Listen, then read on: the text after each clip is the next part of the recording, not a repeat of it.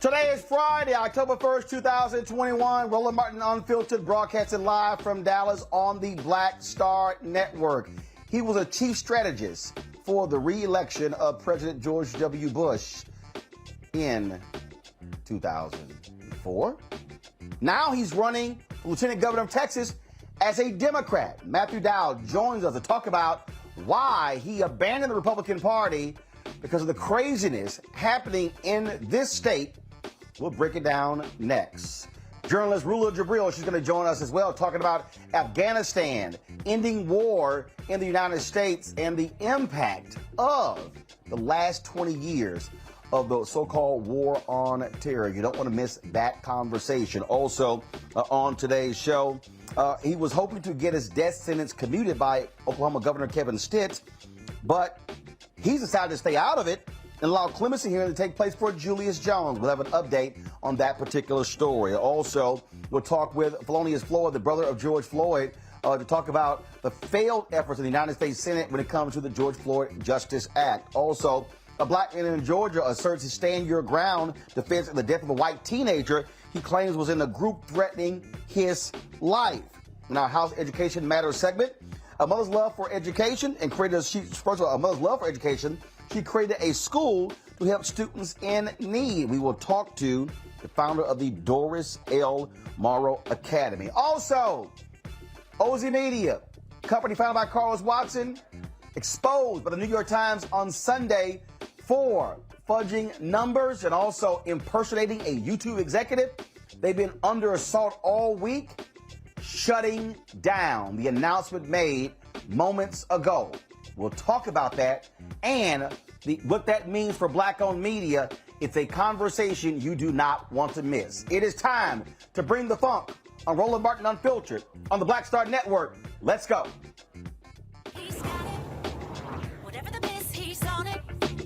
Whatever it is, he's got the scoop, the fact, the find. And when it breaks, he's right on time and it's rolling. Best believe he's knowing. Putting it down from sports to news to politics. With entertainment just for kicks, he's rolling. It's on go, roll, y'all. It's Roland Martin, yeah. Rolling with Roland now. He's funky, he's fresh, he's real, the best, you know he's Roland Martin now.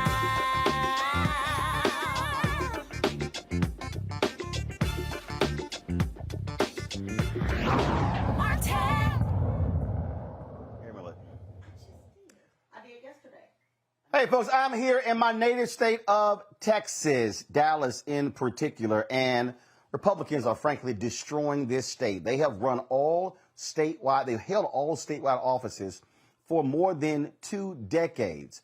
Last time Democrats held a statewide office, folks, literally, it was more than 20 years ago. With them controlling the governor's mansion, the Texas House, and the Texas State Senate, they've been run amok, passing all kind of crazy laws, including this year's voter suppression law. You see what Governor Greg Abbott and Lieutenant Governor Dan Patrick are doing when it comes to fighting school districts, when it comes to mask mandates. As a result, Matthew Dowd, longtime Republican, who switched his status to independent, says enough is enough. He is running for Lieutenant Governor as a Democrat. Here's a video he dropped this week. He's 3 sons and a daughter, and buried a son and daughter far too young in Texas soil. For their sake, and for all Texans, I'm angry. The GOP politicians have failed us, especially the cruel and craven Lieutenant Governor. Dan Patrick has been lying and deceiving, fracturing the bonds we share and endangering all our lives. He does not believe in the common good. He seeks only to represent himself and the 5% of the state that goes along with all this. He puts his me over our we. With COVID-19 taking thousands of Texans' lives, Dan Patrick didn't respond to it based on science and prevented local officials from doing the things they needed to do to keep their communities safe. And in the aftermath of mass shootings in Texas, he pushed through a bill to make it easier for people to openly carry handguns without a permit or training. And when the electric grid failed here in Texas, he didn't protect us.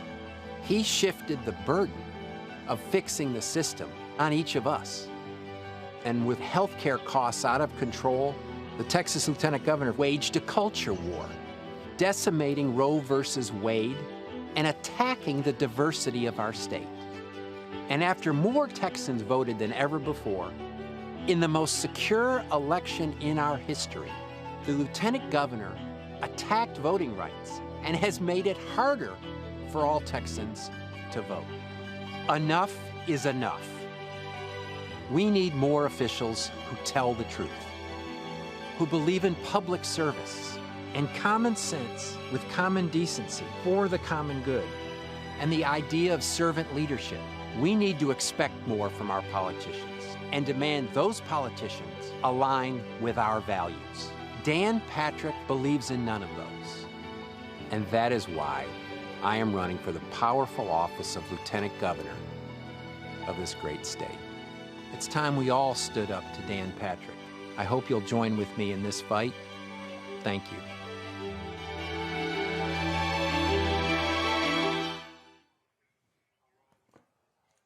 Joining us right now is Matthew Dowd, a former ABC News contributor, analyst there. Also, again, longtime Republican strategist.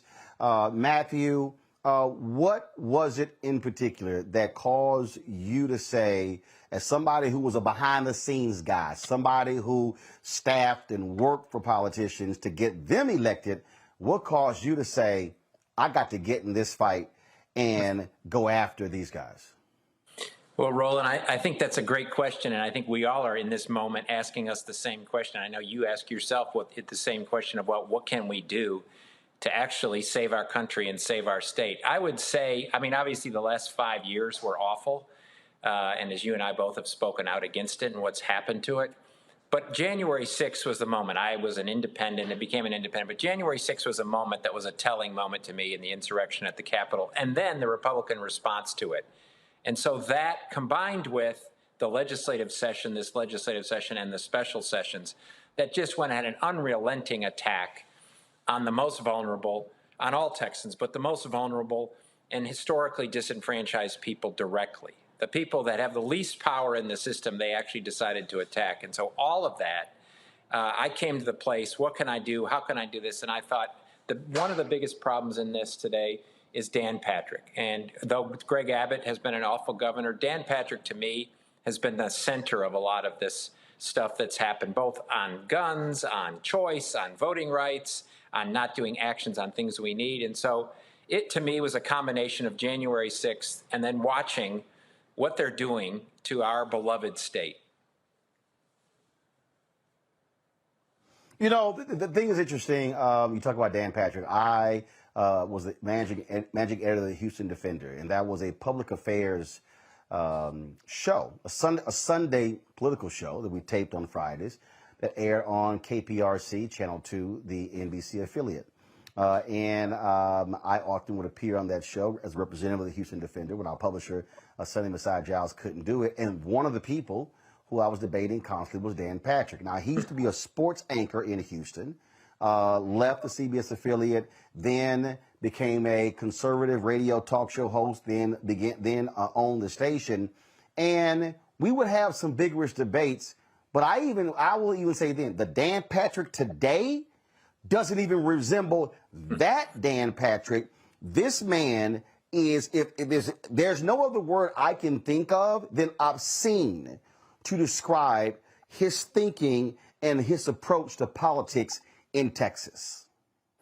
Well, I mean, Roland, I think you nailed it. And there's many, as you've watched, many of these politicians who we thought we knew or we thought they had a center in some place have completely abandoned it in this moment. And I actually think one of the great things about Donald Trump, or one of the only great things about Donald Trump, is that he's revealed a lot of people's true character. And in times like this, people's characters are revealed, whether that's for the good or for the bad. And I think Dan Patrick has been revealed for who he is and what he cares about. And it's none of us.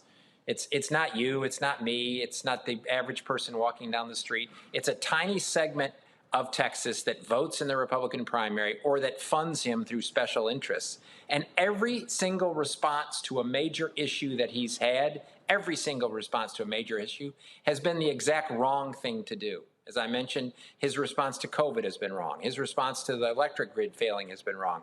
His response to a very successful election has been wrong. Every single thing has been wrong, and he consistently goes out of his way to bash folks, bash many different folks, as I said before, the most vulnerable in our state and the people that are actually have the least power in the system. He goes out of his way. And I think, I mean, it's time. And as I said in the video, enough's enough. And we've reached the point. You love Texas, and I love Texas, but I hate what they're doing to our state. And I hope everybody understands that, not only in Texas, but around the country.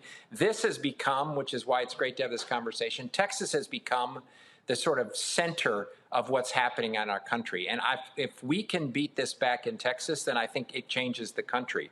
But I think Texas is bigger than, as we always claim, bigger than anywhere else. But the fight here is the most centered, biggest fight of all in what they've done. They've taken Donald Trump and taken it to a whole nother extreme in what they've done. You could, a lot of people, some would say, well, Matthew, you were Republican. I'm quite sure you heard people say you helped contribute to this by electing Republicans. Why don't you run as a Republican? Why run as a Democrat? What caused you to first say, I have to leave this party, and then to say, you know what? I could run as a Republican against him in the primary, but I'm going to run as a Democrat. So I appreciate the question. Great question. And so give people a little history. I ran the last Democratic campaign statewide that won in Texas. Bob Bullock for lieutenant governor. He was the last Democratic lieutenant governor. I ran his campaign. I actually helped the last Democratic governor, Ann Richards, in 1990. And in the course of that time, I met George W. Bush, met him, became friends with him, went to work for him. And then in 2007, for a variety of reasons that have been very public, I came out publicly, very critical, left the Republican Party, blasted George W. Bush over the war and over many other things. And I was done then in 2007 with the Republican Party. 14 years ago, I was done then because I sensed the direction they were going. I became an independent in the course of that.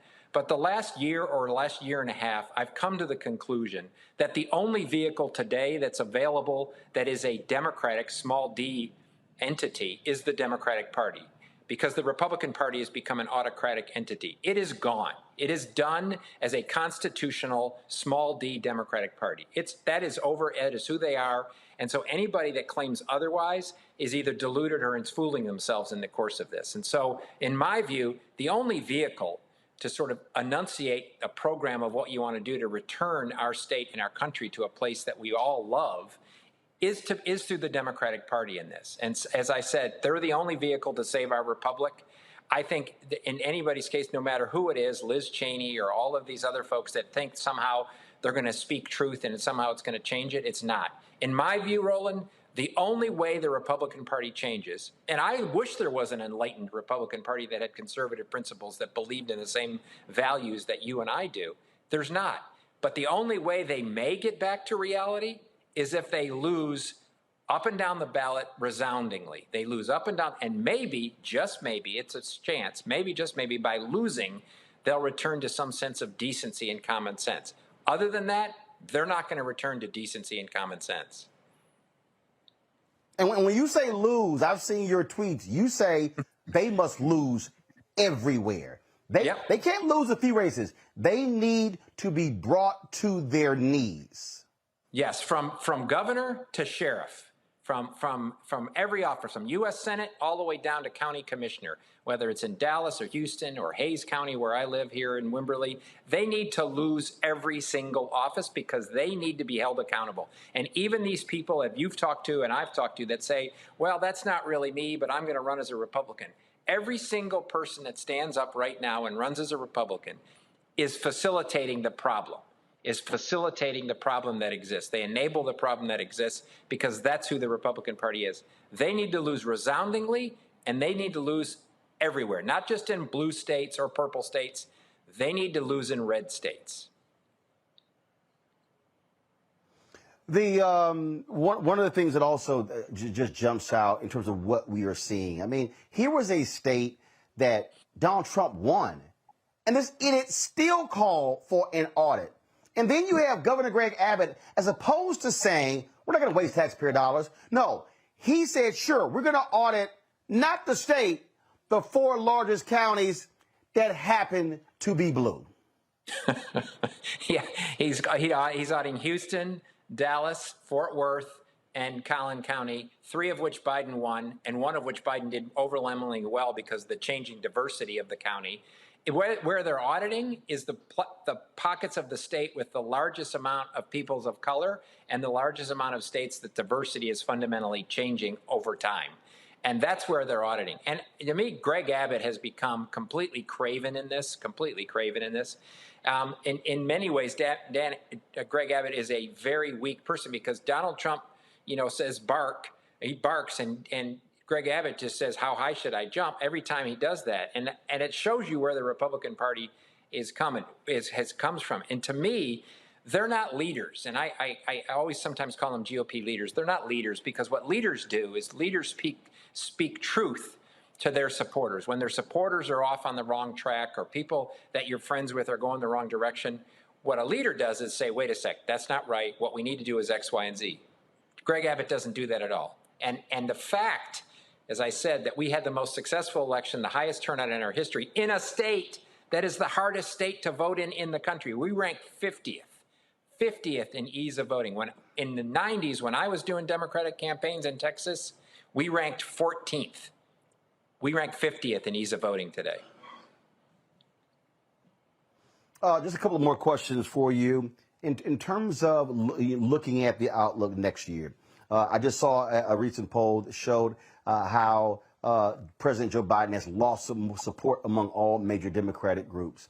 People are frustrated the George Floyd Justice Act hasn't passed, the For the People Act. They're frustrated by Arizona Senator Kristen Sinema, Democrat. They're frustrated by West Virginia Senator Joe Manchin. Are you concerned that in Texas, because there's frustration that Democrats have not done more, that you're going to see depressed turnout? Because again, also Republicans, they control the entire state. What is the key? First of all, you got to win the primary. You do have competition in that. But what do you see as the key for Democrats to actually break the Republican death grip on this state and actually win? What has to happen?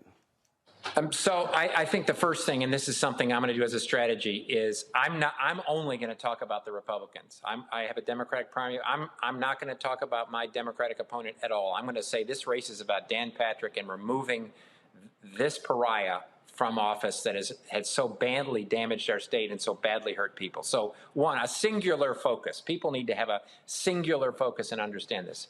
Two, is that we have to be passionate and unrelenting about this. Passionate and unrelenting about this. This idea that you're going to sort of be nuanced and moderate on certain things, and I'm going to be calm, and I don't want to affect somebody. We have to be exceedingly passionate. And we can be passionate on things, and we can be unrelenting on things.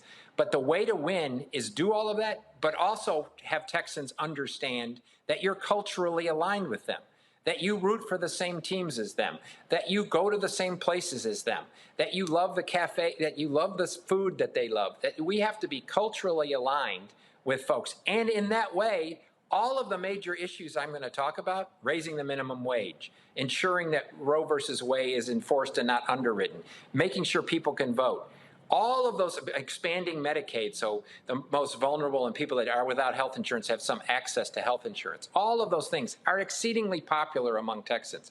But it has to be done in a way that people see who I am, see my values, and I'm going to be very passionate about this. I don't believe in the term moderate and all of that. I think those are gone out the window. What we have to do is stand up for who we are, be authentic to it, be passionate about it, and give people a sense of hope of the possible. Give people the sense that we're going to take this fight to them.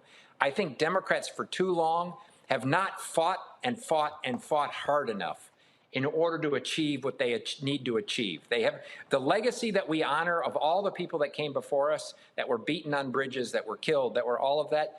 Those are the people that we should be mirroring, not the people that said, well, I was able to reach a deal in subcommittee or whatever it happens to be.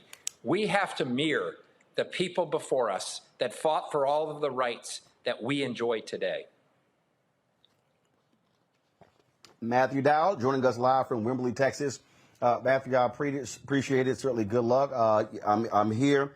I spoke at the University of Texas at Arlington on Wednesday. Been hanging out with family. I was with former Dallas mayor and trade ambassador Ron Kirk. We were playing golf today, and he definitely said he's happy to see you and others get in the race. He said because he wants to see folks do exactly what you said. That is, be passionate and lead and help this state out and get away from the crazy folks who are leading it right now. So we certainly appreciate it, and I'm sure we'll be talking more in the future. Thanks, Roland. Take care, man. Thanks a lot. I want to bring in my panel right now. Faraja Muhammad, radio and TV host. Michael Imhotep, host of the African History Network show. KELLYE BEATHEA, communication strategist. Glad to have all three of you here. KELLYE, here's why I think it's very interesting. Matthew spent all those years as a Republican. Here he's running as a Democrat. When you heard him describing the weakness of Democrats when they run, he kind of knows because he actually ran against them.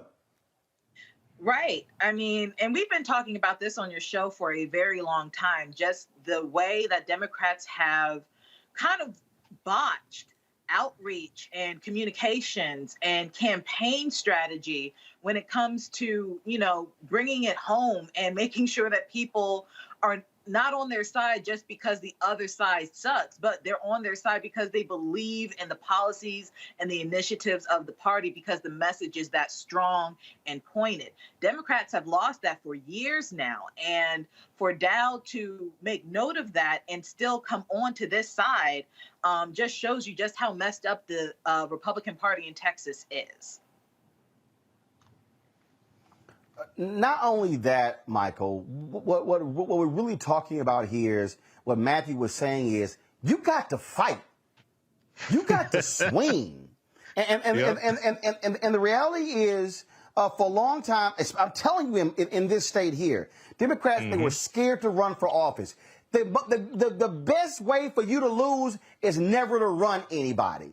You've got to run people. Howard Dean talked about building a 50-state strategy, talking about how do you win. And the reality is this year, too many Democrats focus on national races and they ignored state races. They ignored DAs. They ignored school board races. They ignored the State Board of Education. They ignored those positions. And Republicans all across the South were able to come in and lock the positions up. Now you control redistricting. Now you control gerrymandering. Now you control all the laws. You've got numerous states where Republicans don't even have to listen to Democrats because they have a supermajority. This is how you fight back, but you've got to have a message that speaks, and this is where Democrats make a mistake. Democrats speak to the minds of people. Republicans speak to the hearts of people. And you know what? Voting is an emotional thing. Yeah, you know, that's a lot there, Roland. I've said before, here on this show, dude, you know, you got to be more like Bumpy Johnson. I'm serious. You've got to fight. and you know, I'm all caught up on season 2 of Godfather Harlem. But Bumpy Johnson said to be a politician, you got to have a little gangster in you. I agree. I think in Texas, you need to have a lot of gangster in you. Deal with some of those dumbass Republicans in Texas. But yeah, he's correct. And the other thing is he's helped Democrats win back in the 90s, and he's also helped Republicans defeat Democrats as well. So, you know, I saw him a couple of days ago and saw his announcement, Matthew Dowd. So, you know, this is really important. But yeah, and now I think in the past maybe 2 years or so, or maybe 4 years, I think some, because of social protests and things like this, I think some people, many African Americans, are starting to realize, okay, look, it's not just about the president, it's also about the district attorney. Okay, it's also about these local races. But you're right, Republicans focus on down ballot, especially federal judges and U.S. Supreme Court judges, which is something that Democrats usually don't talk about, except maybe in the last year or so, we see the results of a 6-3 Supreme Court. Okay, so yeah, this is why all these positions are important, top ballot and down ballot. You know, Faraji, when I talk about in terms of how you have to approach this, I go back and let's be real clear. I've never in my career self-identified as a Democrat or Republican. I'm going to kick somebody's ass on anything. So let's just be real clear. Black folks who I think are wrong, yeah, I'm coming after you. And I'm going to hold you accountable because my philosophy has always been if you do good, I'll talk about you. If you do bad, I'll talk about you. At the end of the day, I'll talk about you. But I'll tell you, when I was on the CNN, it was very interesting and I'll never forget, it was a State of the Union night, and CNN made this big old deal about hiring Eric Erickson, who was the editor of RedState.com, far right-wing, white conservative evangelical. And so, man, we're sitting there, and we're on the set, and so he comes on, and I like Eric. He's a nice guy, but Eric came on cocky. He came on arrogant. And here's the whole deal, as Joe Namath said. He said, it ain't bragging if you can do it. So he comes on, and then he goes, you know, that speech Obama just gave, he didn't even mention small businesses. He went on, and I was sitting there next to David Gergen, and I went, what did he just say? What? I said, that's a lie. Now, everybody else was just, you know, nodding their head, and I'm going, hell no, that's a lie. And I'm not going to let you sit here and lie on TV. And so my whole body was like, oh, hell no. And so I think it was Campbell Brown goes, well, Eric, I think Roland takes exception to your speech. I said, I sure do. I said, I'm sorry. What speech were you just looking at? Did you not hear when he specifically mentioned this business in Arizona? I pulled a speech out. This business. I said, so how are you going to come sit here and say he never talked about small businesses? Well, I said, now held it up. When right here, he mentioned several. And let it sit there. All the rest of them progressives who were on CNN, they were like, you know, I said, hell no. When I come for debate, I come to kill and destroy. I want to kill and destroy all of your arguments. I want to put your ass in a rhetorical body bag and ship your body on and bury you. Now, okay, Satan. That's the attitude Democrats got to have, because if you're going to swing, then swing. You know why Democrats don't have that same attitude, Brother Roland? It's very simple. It's because they still believe that the old school way of doing politics is the best way. And at this point, we're seeing it day by day. I mean, look at the condition of this country. We're seeing that you got to take the gloves off. I have been frustrated with Democrats, even when, and I think that we take Madam First Lady Michelle Obama's words really out of context, because we use her words in so many different situations. When they go low, we go high. That's in some cases. This, when you're talking about politics, you need to look at Sun Tzu's Art of War. You need to figure out what's the landscape, what's the best route to take, how should you move the men, or how should you move the followers? You know, how aggressive should your tactics be? When do you pull back on certain things? But it just seems like the strategy for a lot of Democrats, and when we see, and this is one of the big frustrations I see with President Biden right now. It's like, dude, you never can I mean, when is somebody going to say, man, hell with all this other stuff, we're going to do it just like this? It's always talking about building coalitions, you know, stretching hands across the aisle. And so this is the type of slow, ineffective, and in a lot of ways, an approach that really doesn't garner any real benefit for the American people that we're constantly seeing. So basic things like, you know, I was disturbed by the conversation that you were having, Brother Roland, in regards to the failed talks around the George Floyd policing bill. And then it's like, that is a very simple thing. This whole country was shaken up in the summer of 2020 around the premise of policing in America. And you mean to tell me you couldn't get a damn bill like this to go through? Like, you couldn't use your bully pulpit? You couldn't just come out swinging? I mean, that is a failed opportunity that the Democrats had right there in the lap. You got the consensus from the people. You got black people, white people, brown folks. You got everybody that's saying we need to change this. And then it gets into the halls of Congress, it gets into the House, and it gets into the Senate, and it just slows down the momentum. And then we get nothing at the end of all of this stuff.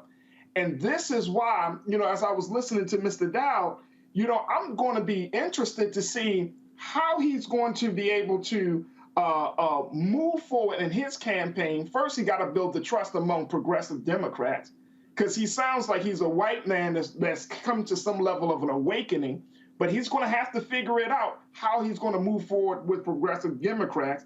And then, more importantly, the Democrats are going to have to really see there's already a fracture within the party as it is, but the Democrats are going to have to see if Texas, and the big three states, anytime something happens in this country, California, Texas, and Florida, if Texas starts to move in a different direction, if this man is able to become the lieutenant governor, then he's going to have to deal with the joker Greg Abbott, the governor there.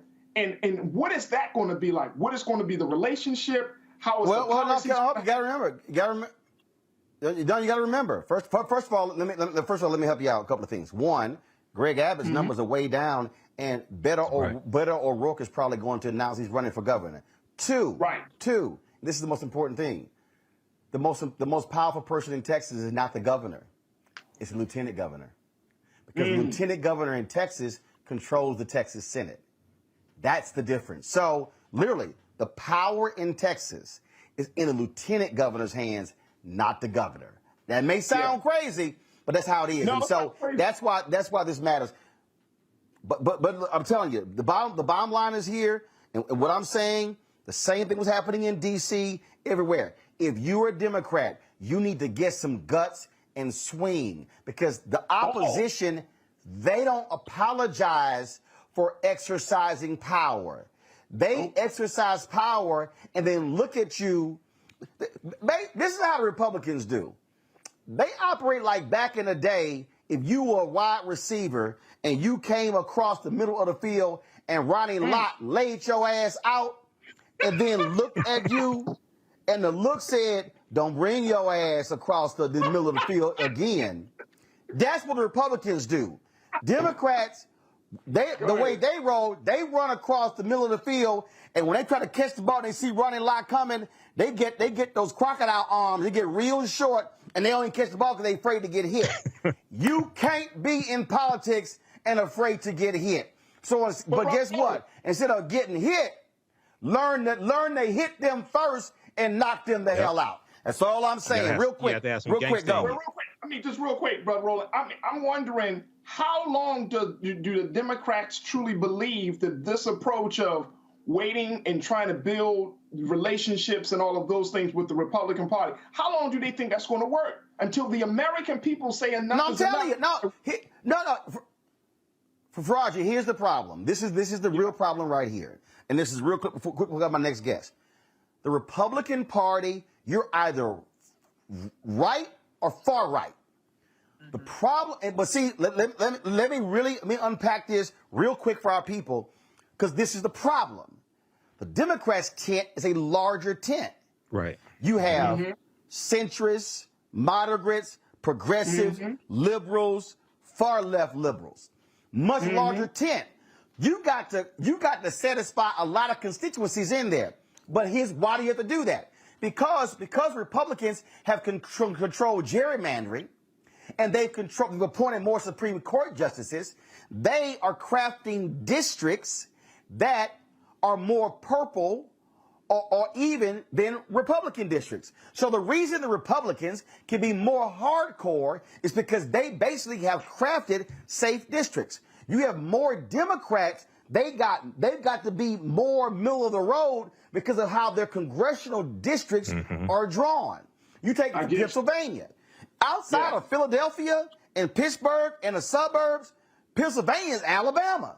So if you run for statewide office in Pennsylvania, you can't be, uber liberal and only appeal to Philadelphia and Pittsburgh because you're going to get crushed. That's what Matthew was saying. Texas is the same way. If you only appeal to liberals in Harris County, Dallas County, Bexar County, Collin County, Travis County, you're going to get crushed in West Texas. But what he's saying is, running with passion, what he's saying is, I'm going to make an argument that even talking to those people, that I'm appealing to them on policy that speaks to their hearts. That's what he's talking about. That Democrats play this nice fine line. That's part of the problem. So when you ignore the state offices and the offices below, you have given Republicans an advantage to control the political apparatus to force you where you got to be moderate, centrist, and all of this, as opposed to being far more progressive the way you should. And so that's the delicate thing that's going on here. And so again, for all these people watching, let me be real clear, okay? I voted Republican, I voted Democrat, I voted independent, I voted nonpartisan. I vote based upon the issues.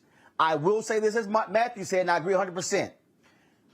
The current state of the Republican Party, I want every single one of them to lose in every race in America, because they must be obliterated for what they are doing. And if any of them stand with Donald Trump, they stand with the folks on January 6th, they must be taken out politically, and there ain't no other way around this. Now, folks, earlier, when I was talking to Matthew, I mentioned President Joe Biden's falling polling numbers. A lot of that really started with the, as some people call the debacle, when it came to pulling out of Afghanistan. Bottom line is this here: Afghanistan was never going to be a nice pullout. It was always going to be full of drama. But it has had tremendous impact, and he did have the courage to say enough is enough when it comes to the war, in terms of how we're operating. Rula Jabril, she is a phenomenal journalist. You've seen her on many other networks and other shows as well, in terms of really dealing with this issue of Afghanistan, the Middle East, what our foreign policy looks like. Rula, I've been trying to have you on the show for years. Finally glad to have you on. So let's talk about in terms of where we are. And I'm going to use that Democrat-Republican sort of deal here. Democrats, in many ways, try to operate Republican light. Either you're going to be a Democrat or you're going to be a Republican. Now we see, when it comes to foreign policy, how they've done the go along to get along, how we've spent trillions of dollars, nothing to show for it. Your assessment on how the media went after Joe Biden, called it a massive failure, and now how does this set up what we do now going forward to get people to understand that, look, it may have been messy, but we needed to end that crazy war, 20 years in Afghanistan? Roland, finally, good to meet you.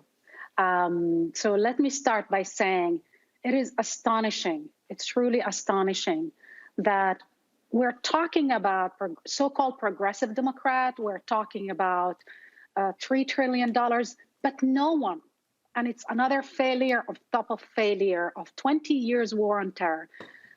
Both chambers just approved $7.5 trillion in budget, in defense budget for the United States over the next 10 years.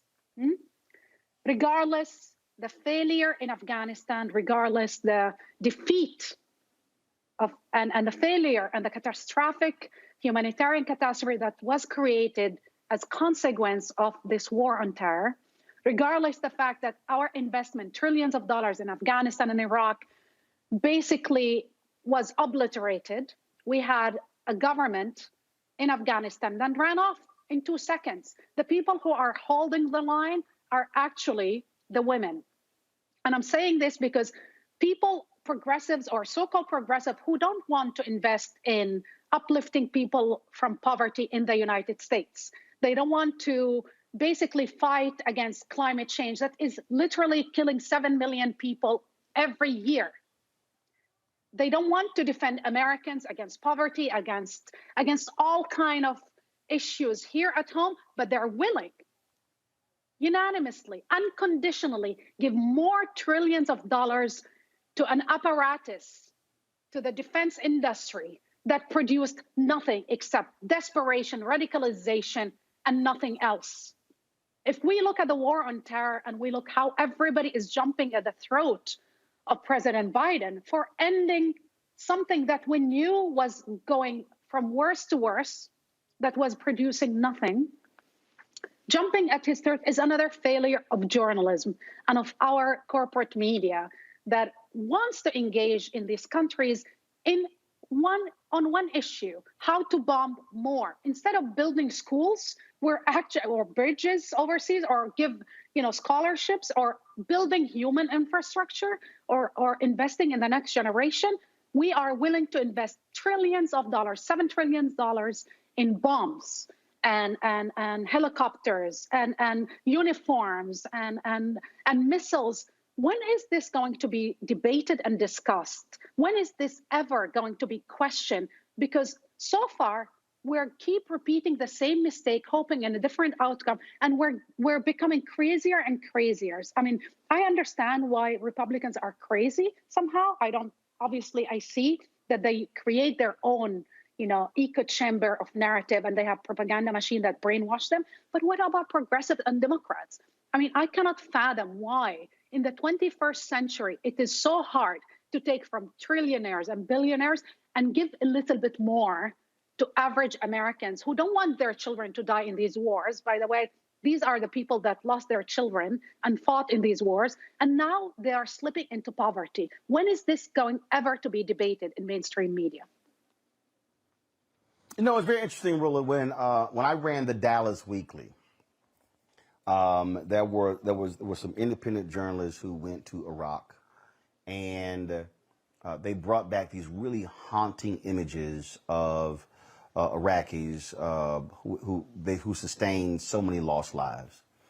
And I remember I think I did probably about a 6 or 8 page spread, and folks were calling me, "This is propaganda. You're putting this out." And I said, whoa, wait a minute, hold up.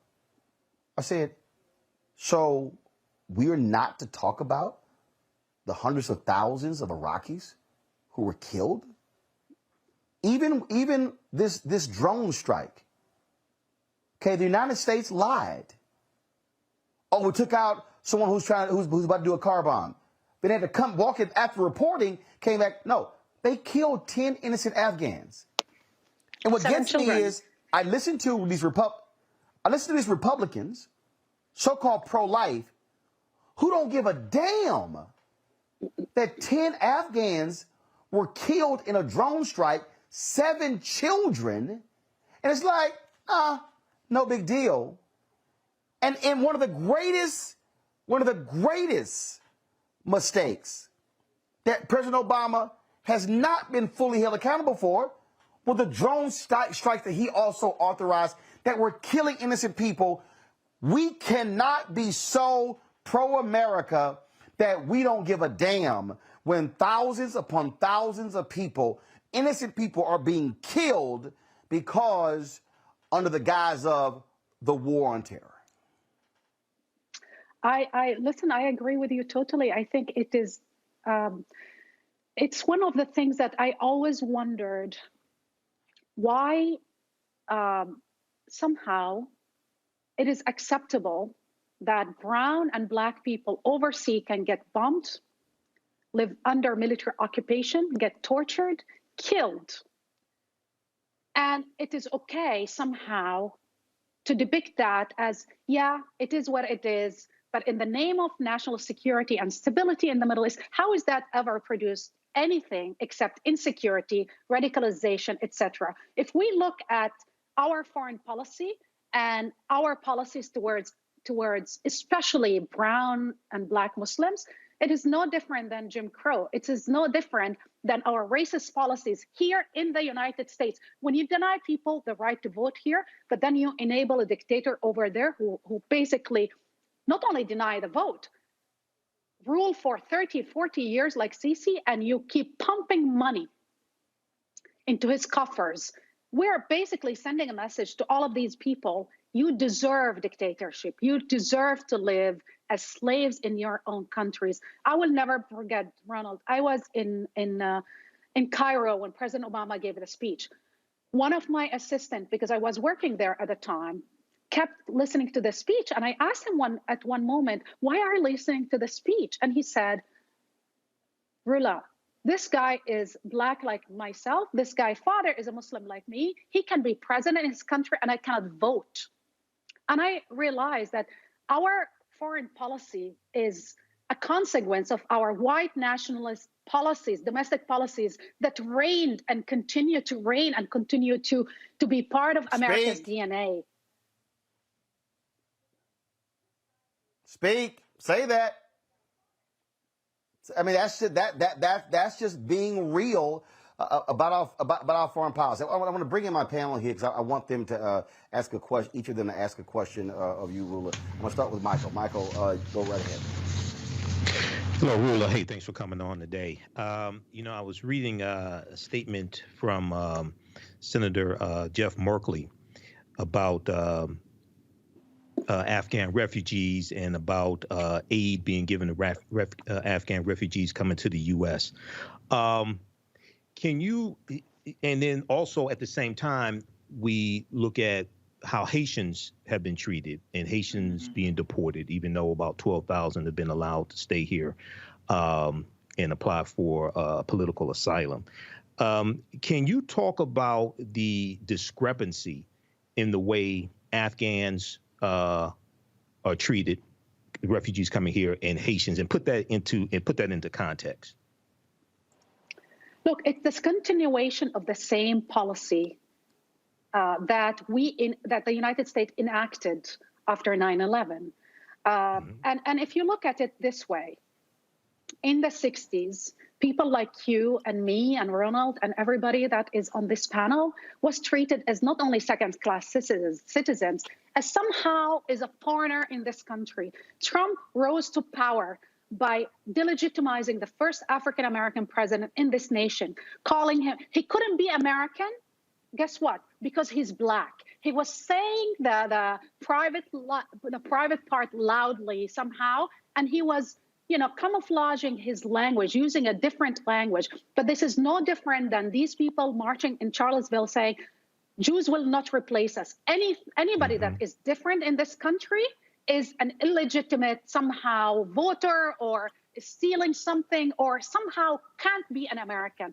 So our war on terror and which is our foreign policy, by the way, and our refugee policy are the same part of this that stems from the same doctrine. And the doctrine is called white supremacist. It's entrenched in the DNA. Every 2 years, Republicans find something to discuss, gay marriage, something to distract their base with. Today, what is it? Critical race theory.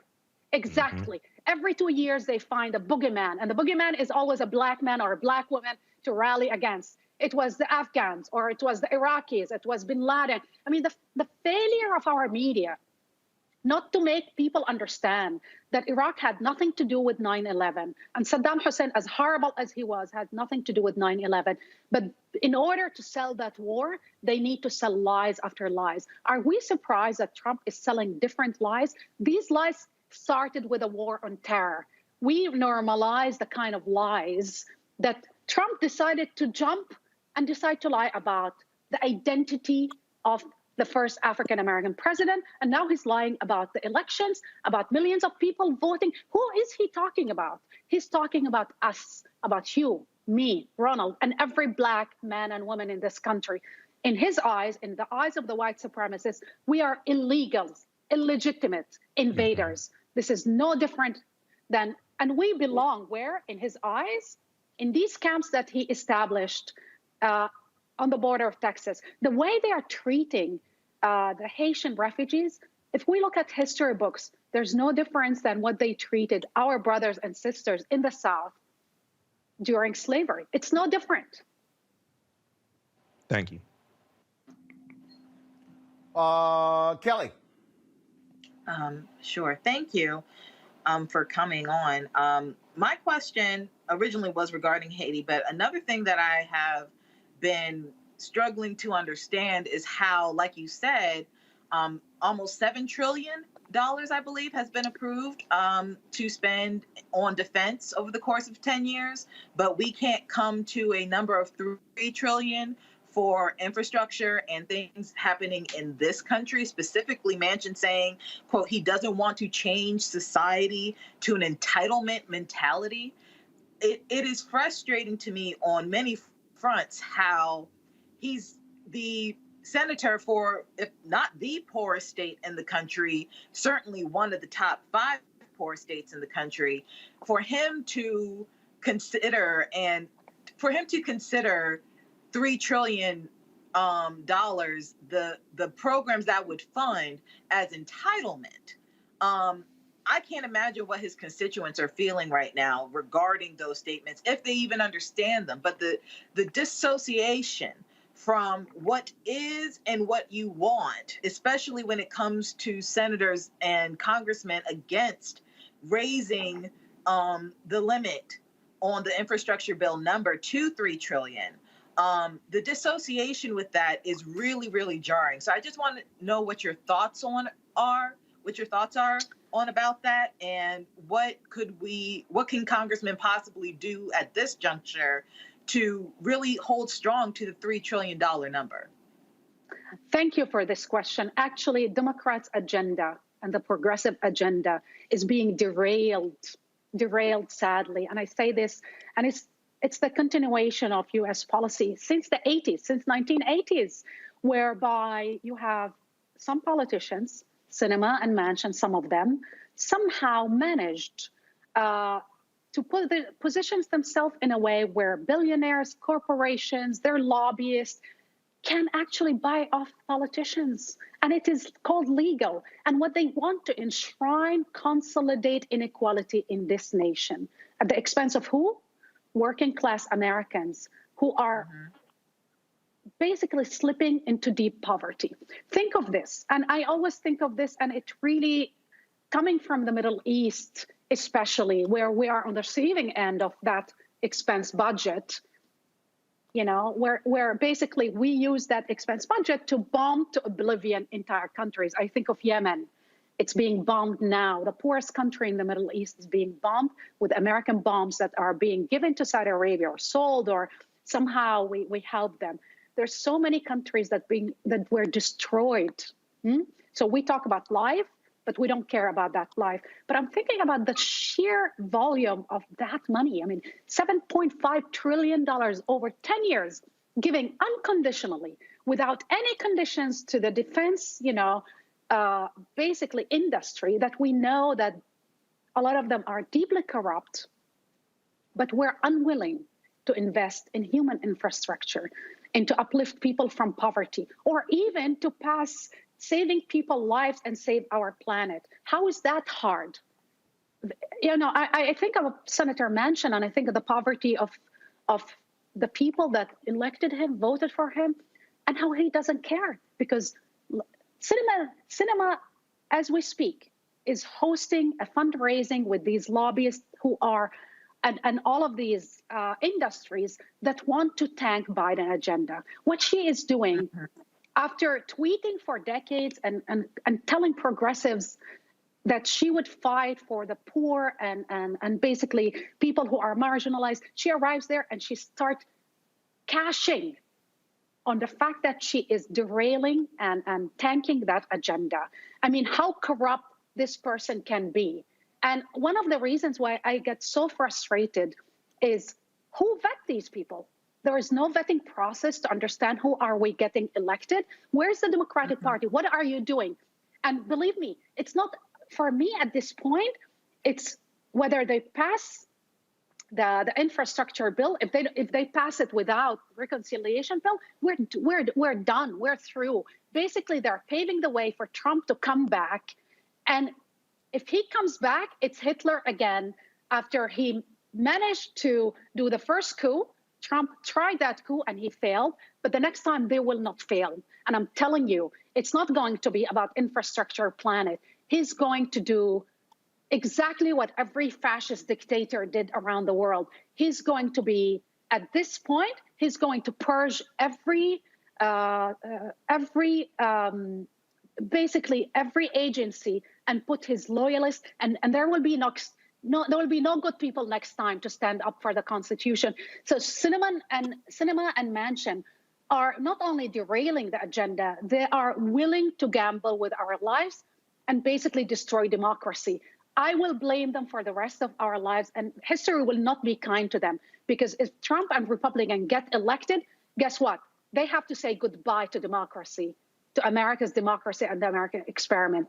And I believe the violence we've seen is nothing compared to the violence that is coming. I predicted Trump victory in 2015. I saw the language. I saw what he was trying to do. I predicted the violence of January 6th because the writings are on the wall, and what's coming is even worse. Faraji, your question for Rula. Yes, Rula, thank you so much for joining us here on the show. I just had a question in regards to a very interesting part of this infrastructure bill as it relates to Israel. Robert Wetzler, who is is the president of the S. Daniel Abraham Center on the Middle East Peace in Washington, wrote an op-ed just a couple of days ago for the New York Times talking about the fact that progressive Democrats are now raising some real concerns about the relationship between the United States and Israel. They put it in as part of the country's infrastructure bill. And Rula, tell me, what do you see as being what do you take from this?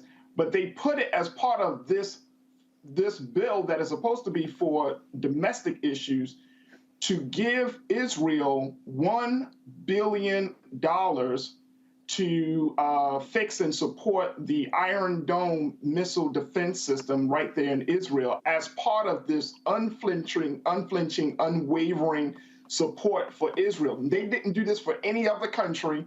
There hasn't been any other monies allocated for any other part of the region or part of the world. But what do you make of this? What are you seeing as being the future of this relationship now that progressives are saying not just, hey, why are we giving this money, but why are we still continuing to support Israel in spite of the fact of the latest flare-up that happened back in May? What do you take from this, Rula? Listen, it is, again, it's incredible that Israel is more important than uplifting people from poverty, than pre-K, than dental care for the elderly, than basically anything in America. And again, what is Israel is about today? It is an ethno-nationalist state of purity and exclusion. It is a military occupying power that subjugates millions of people in the West Bank and Gaza who have no right whatsoever. Even Israeli organizations are calling it apartheid. We are funding an apartheid state, and we're unashamed about it. The entire world voted at the United Nations General Assembly to make Palestine a state, voted for statehood, except the United States. And we're looking at the United States, the country that abolished slavery and elected an African-American man and elected the most multiracial, multi-ethnic democracy, is looking at an ethnocracy and basically a Jewish supremacist state and say, yeah, we don't mind that. We will bankroll that. We don't mind that. We don't mind that you're caging people and stripping them of every right, killing them left and right, bombing them to oblivion, because basically, which is a continuation of the war on terror somehow, but in the name of the war on terror, we're enslaving people over and again. But it's no different than giving the dictator in Egypt the $2 billion, knowing every year, knowing that he torture, abduct, rape, and kill people. We don't care. 70,000 political prisoners live in his dungeons. We know they're being tortured and raped and assaulted. We know all of that. Regardless of that, Trump called him my favorite dictator, and we continue to give him the money because we don't care about black and brown people overseas. We're willing to put these autocrats, but we don't want an autocrat or a dictator in America. So if you don't want a dictator in America, why do you think Palestinians want a dictator? Why you keep emboldening other dictators and apartheid states overseas? And then we go after Rashida Tlaib or Ilhan Omar and others. surprise, surprise, the Black people in the Senate, in Congress, and tell them that they are anti-Semites. Anti-Semitism is being weaponized to shut down any criticism of Israel.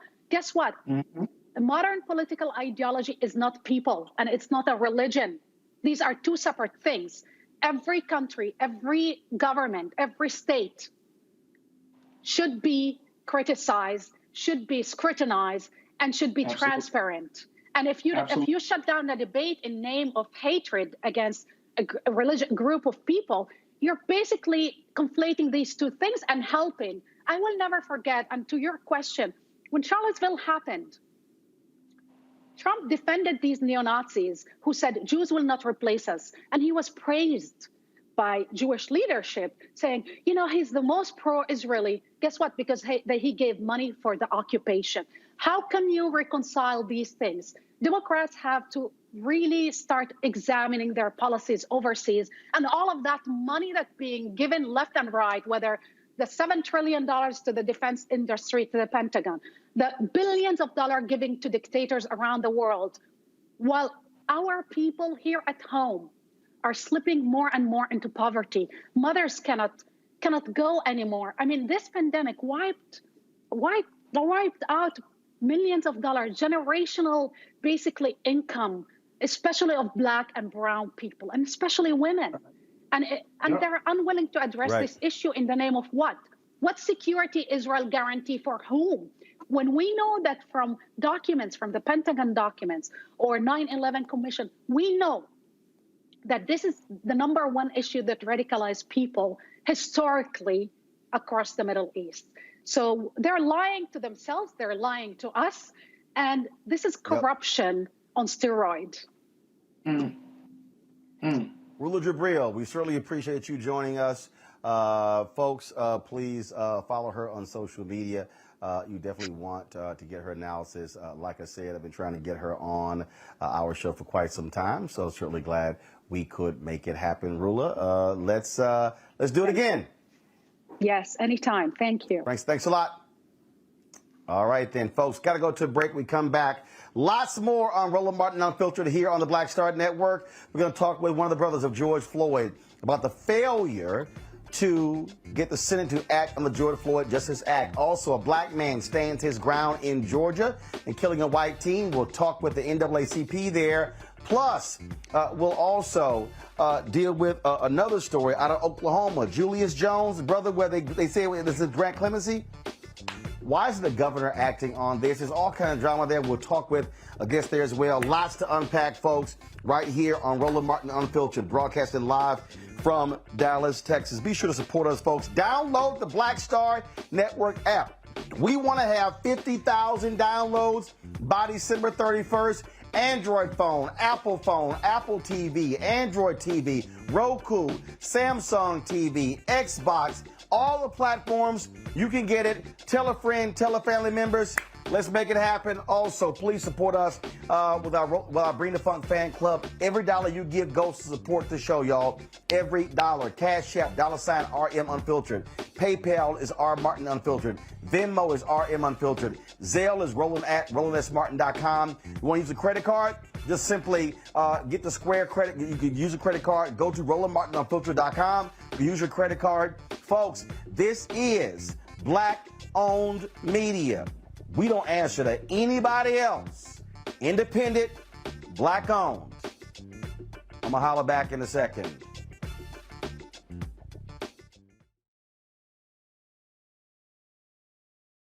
Women have always been essential. So now how are you going to pay us like that? And it's not just the salary. I mean, there are a whole number of issues that have to support us as women. Yeah. But that's what we deserve. That we shouldn't have to beg anybody for that. And I think that we are trying to do our best as a generation to honor the fact that we didn't come here alone and we didn't come here by accident. I always say every generation has to define for itself what it means to move the needle forward.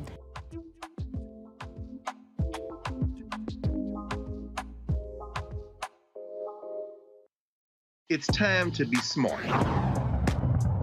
Roland Martin's doing this every day. Oh, no! punches. Thank you, Roland Martin, for always giving voice to the issues. Look for Roland Martin in the whirlwind, to quote Marcus Garvey again. The video looks phenomenal, so I'm really excited to see it on my big screen. Support this man, Black Media. He makes sure that our stories are told. See, this difference between Black Star Network and Black-owned media and something like CNN. I got to defer to the brilliance of Dr. Carr and to the brilliance of the Black Star Network. I am rolling with Roland all the way. Honored to be on a show that you own. A black man owns the show. Folks, Black Star Network is here. I'm real revolutionary right now. Roland was amazing on there. Stay black. I love y'all. I can't commend you enough about this platform that you've created for us to be able to share who we are, what we're doing in the world, and the impact that we're having. Let's be smart. Bring your eyeballs home. You can't be Black-owned media and be scared. You dig?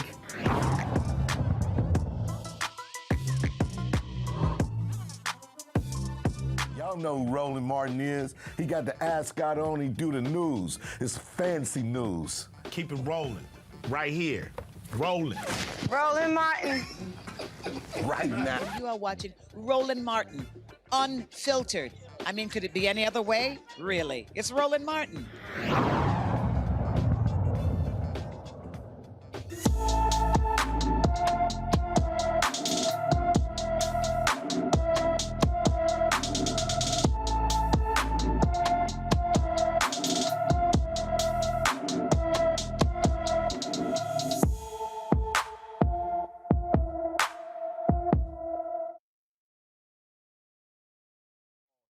Seen August 29th, 2021 in Baltimore, Maryland.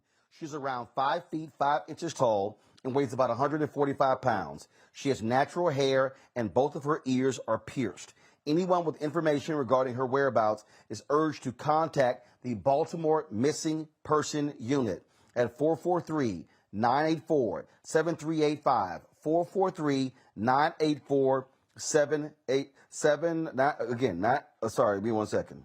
443-984-7385, 443-984-7385. So please do that. Every day we're going to feature an African-American who is missing to make sure that they get the attention they deserve. And so hopefully somebody has information to help. All right, folks, let's go to Georgia, where Georgia brother is using the Stand Your Ground law to justify the killing of a 17-year-old white teen. Marcus Wilson, a biracial man, was driving with his white girlfriend when they were accosted by a group of white teens in a truck. The group called Wilson a nigger and his girlfriend a nigger lover as they attempted to veer the couple off of the road. Now, fearing for his life, Wilson fired a warning shot, striking one of the occupants in the vehicle, 17-year-old Haley Hutchinson. Wilson was licensed to carry a firearm. Now, Wilson was denied bond and has been held in jail for over a year. His attorneys believe he should have never been charged, citing the controversial Stand Your Ground law, which allows a person in fear of their life to use a weapon legally. Joining us now from Decatur, Georgia, is James Woodall, president of the Georgia NAACP. James, glad to have you. Okay, so I'm just trying to understand.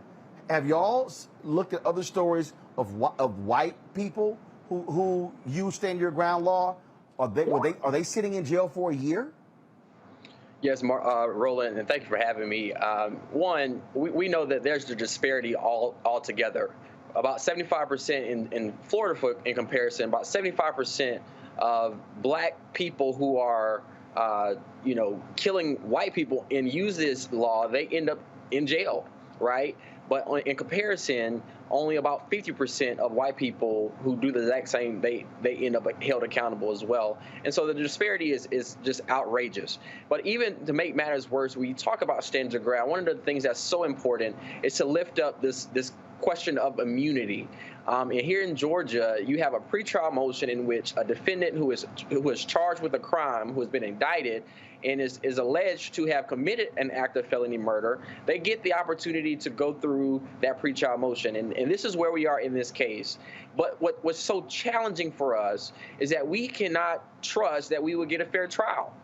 The judge from the onset has been impartial. He has been very negative. He has shown a bias towards these individuals who committed this act of aggression towards Mark and his girlfriend, even so much as they stood on the bench back in August of last year, told us that they told law enforcement that they not only were underage, not only were they drunk while they were driving, not only were they drunk while they were driving with alcohol in their cars, but now they had also hanging out the window, with doing all of these things, and not once was even so much as cited for any kind of criminal act.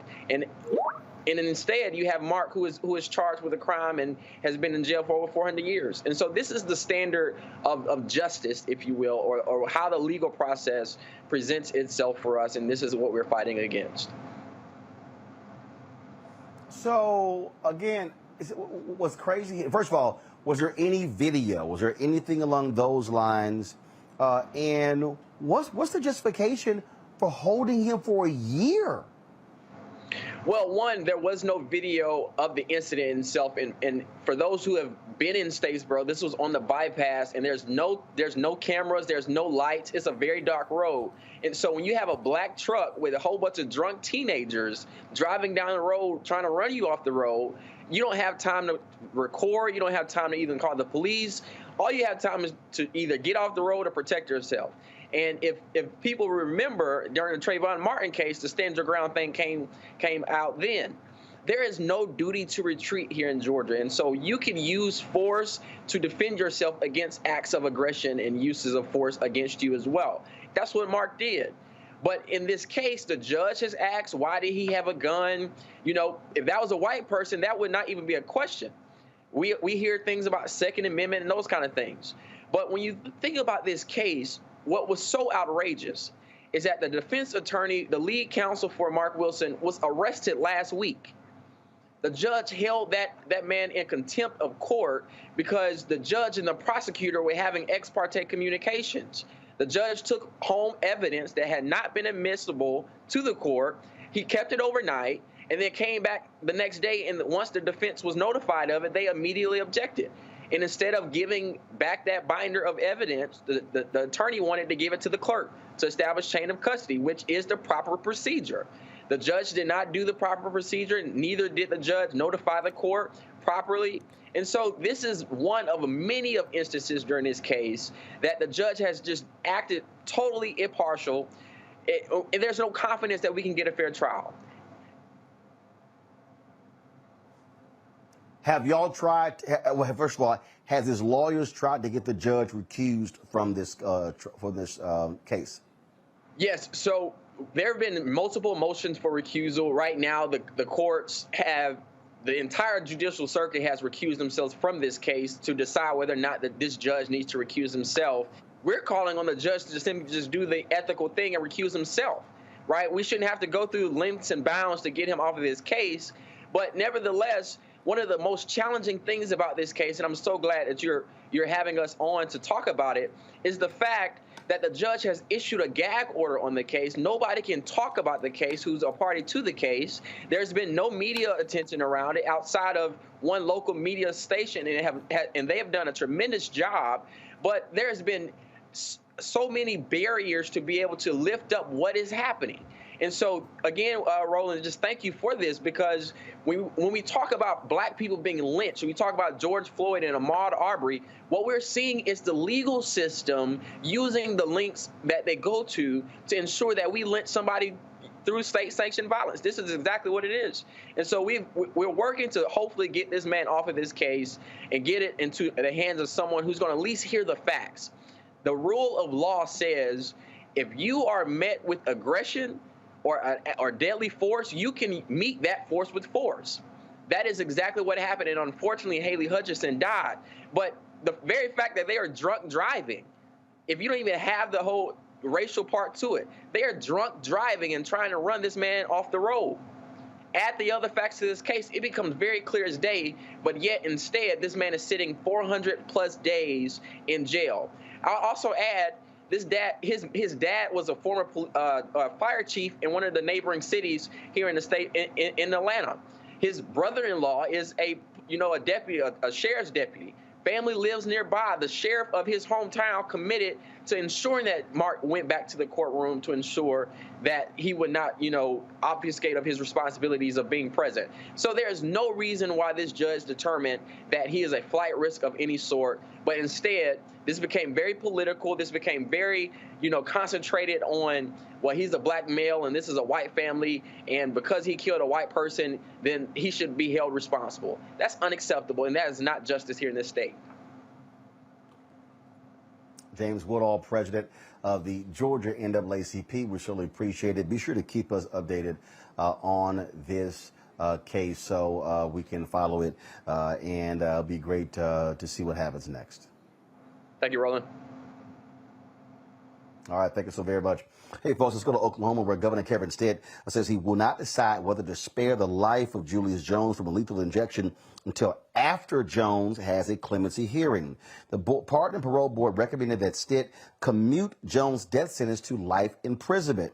In a statement, the Republican governor explained why he believed a clemency hearing was appropriate for the case. Quote, "I am not accepting the Pardon and Parole Board's recommendation to commute the sentence of Julius Jones because a clemency hearing, not a commutation hearing, is the appropriate venue for our state to consider death row cases. Clemency hearings are more intensive and thorough than a commutation hearing and include the option for the inmate to speak publicly before the Pardon and Parole Board, as well as the victim's family and attorneys from both sides. The precedent in Oklahoma is for death row inmates to receive the clemency hearings to which they are entitled prior to their execution date. Now, state law requires clemency hearings at least 21 days before a scheduled execution." That is certainly, again, unbelievable from the governor there. Pastor Keith Giselle, who is Julius Jones' spiritual advisor, glad to have you here. Just your reaction to what this governor has announced. Well, thank you for having me, Roland. I think there's some context for your viewers that's important that will help even frame the statement from the governor even better. In July 2020, Roland, July 2020, the Republican Attorney General Mike Hunter in this state said that Oklahoma death row inmates are eligible for commutation hearings and recommendations to the governor. That was July 2020. So to hear the governor say on September 28th, 15 months later, that is the wrong process to be considering whether or not Julius Jones should be commuted from his death row sentence, it's a gut punch. In addition to that, to be able to say that you are wanting to be able to hear from Julius, keep in mind that Julius Jones goes on death watch October 15th. That means he's going to be in isolation. He is going to be in a row of 4 cells that are adjacent to the execution chamber. He's going to have lights on him 24 hours a day. He's going to be guarded by 2 guards 24 hours a day, every day. And then 11 days after he's on death, he'll be brought into video to the Pardon and Parole Board for a clemency hearing, where he will be expected to articulate as well as possible why he should be considered for commutation, or in this case, clemency, and be allowed to come home.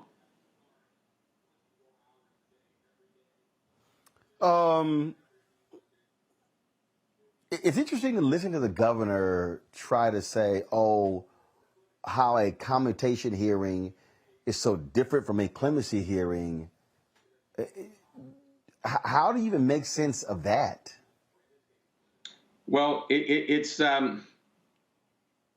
when you've had a commutation hearing and the evidence has already been considered and you've received a recommendation and then the recommendation is thrown out, it's like you're being asked to double down when you've already gotten the decision.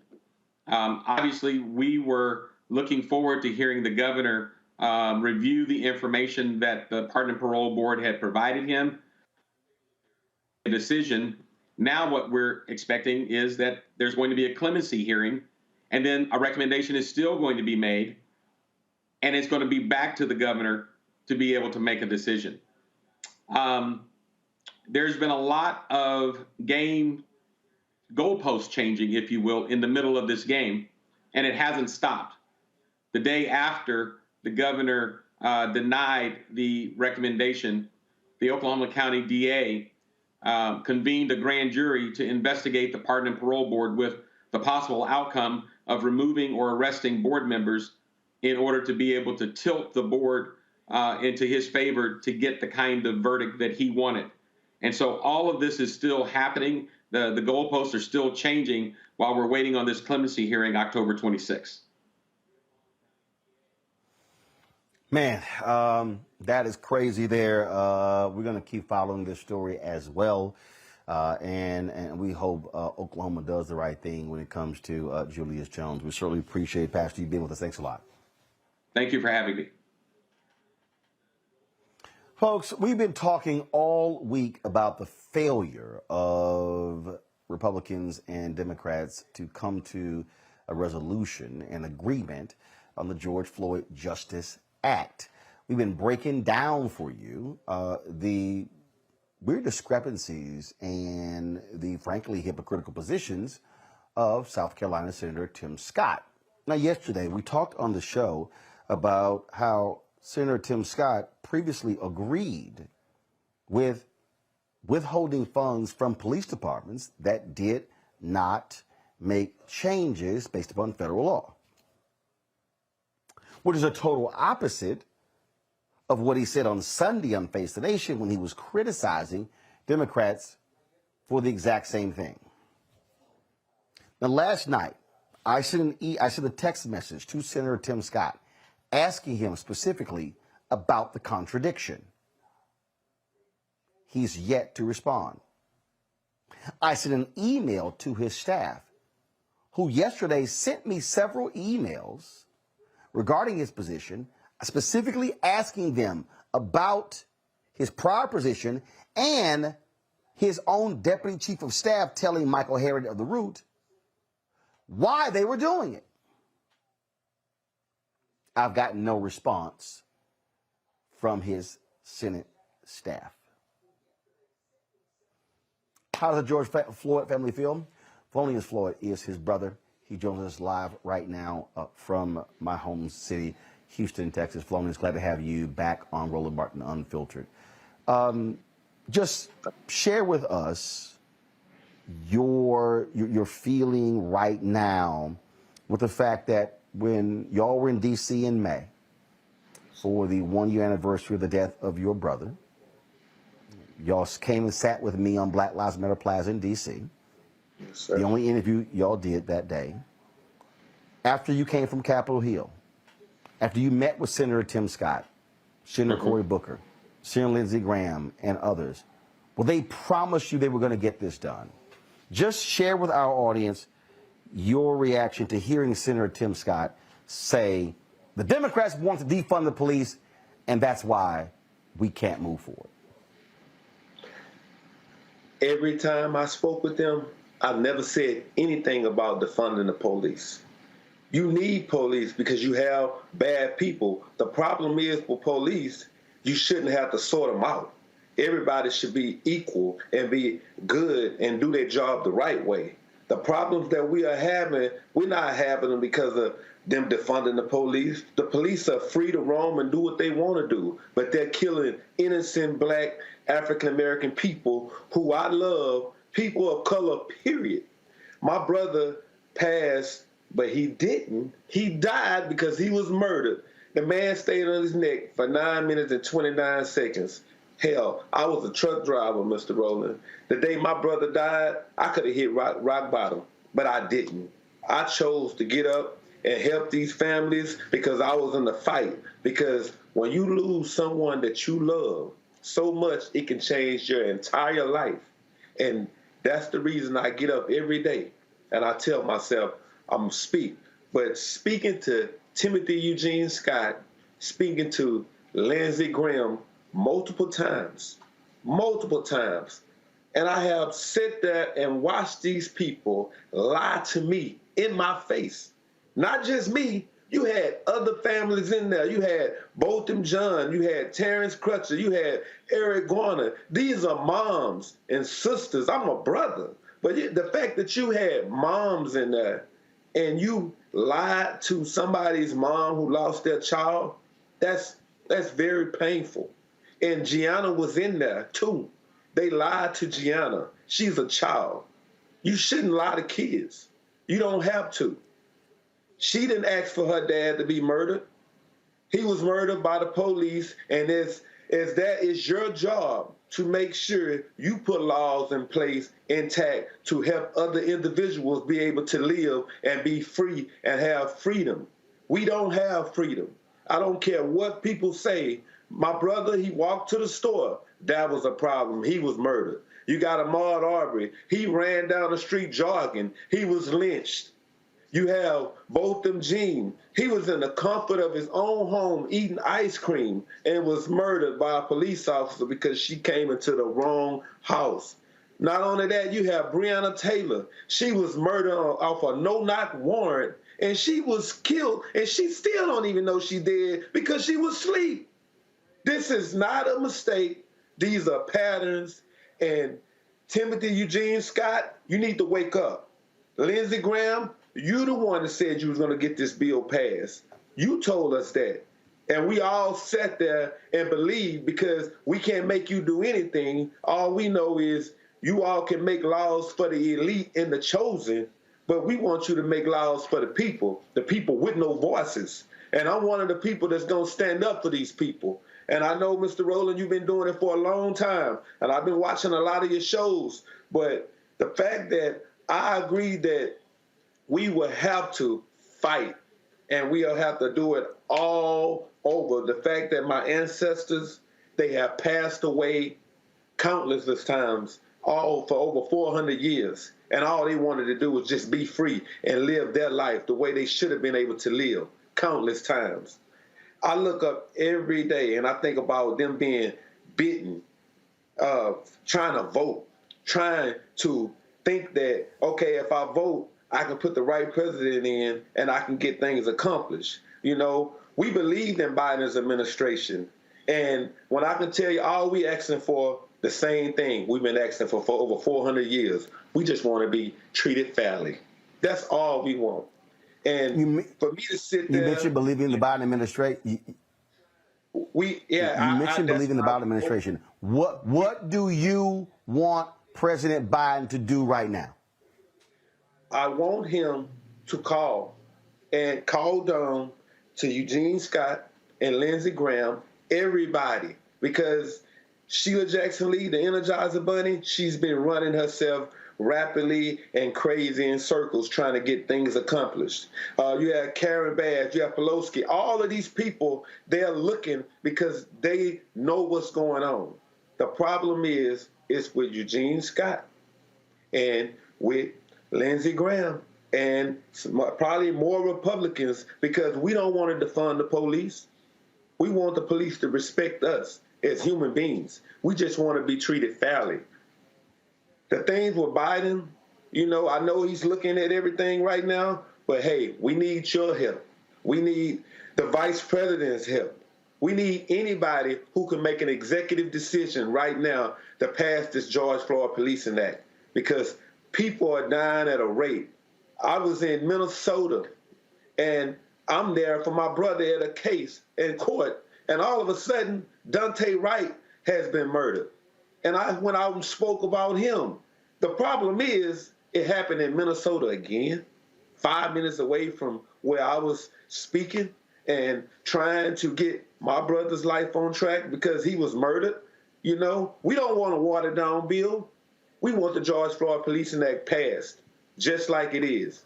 We want to end qualified immunity. We want to end a lot of different things. The no-knock warrants, we don't need to have that. The no chokeholds, we don't need that. We need you all to have the police officers to have you all's dash cams on at all time, your body cams on at all time, because it's a problem if you don't.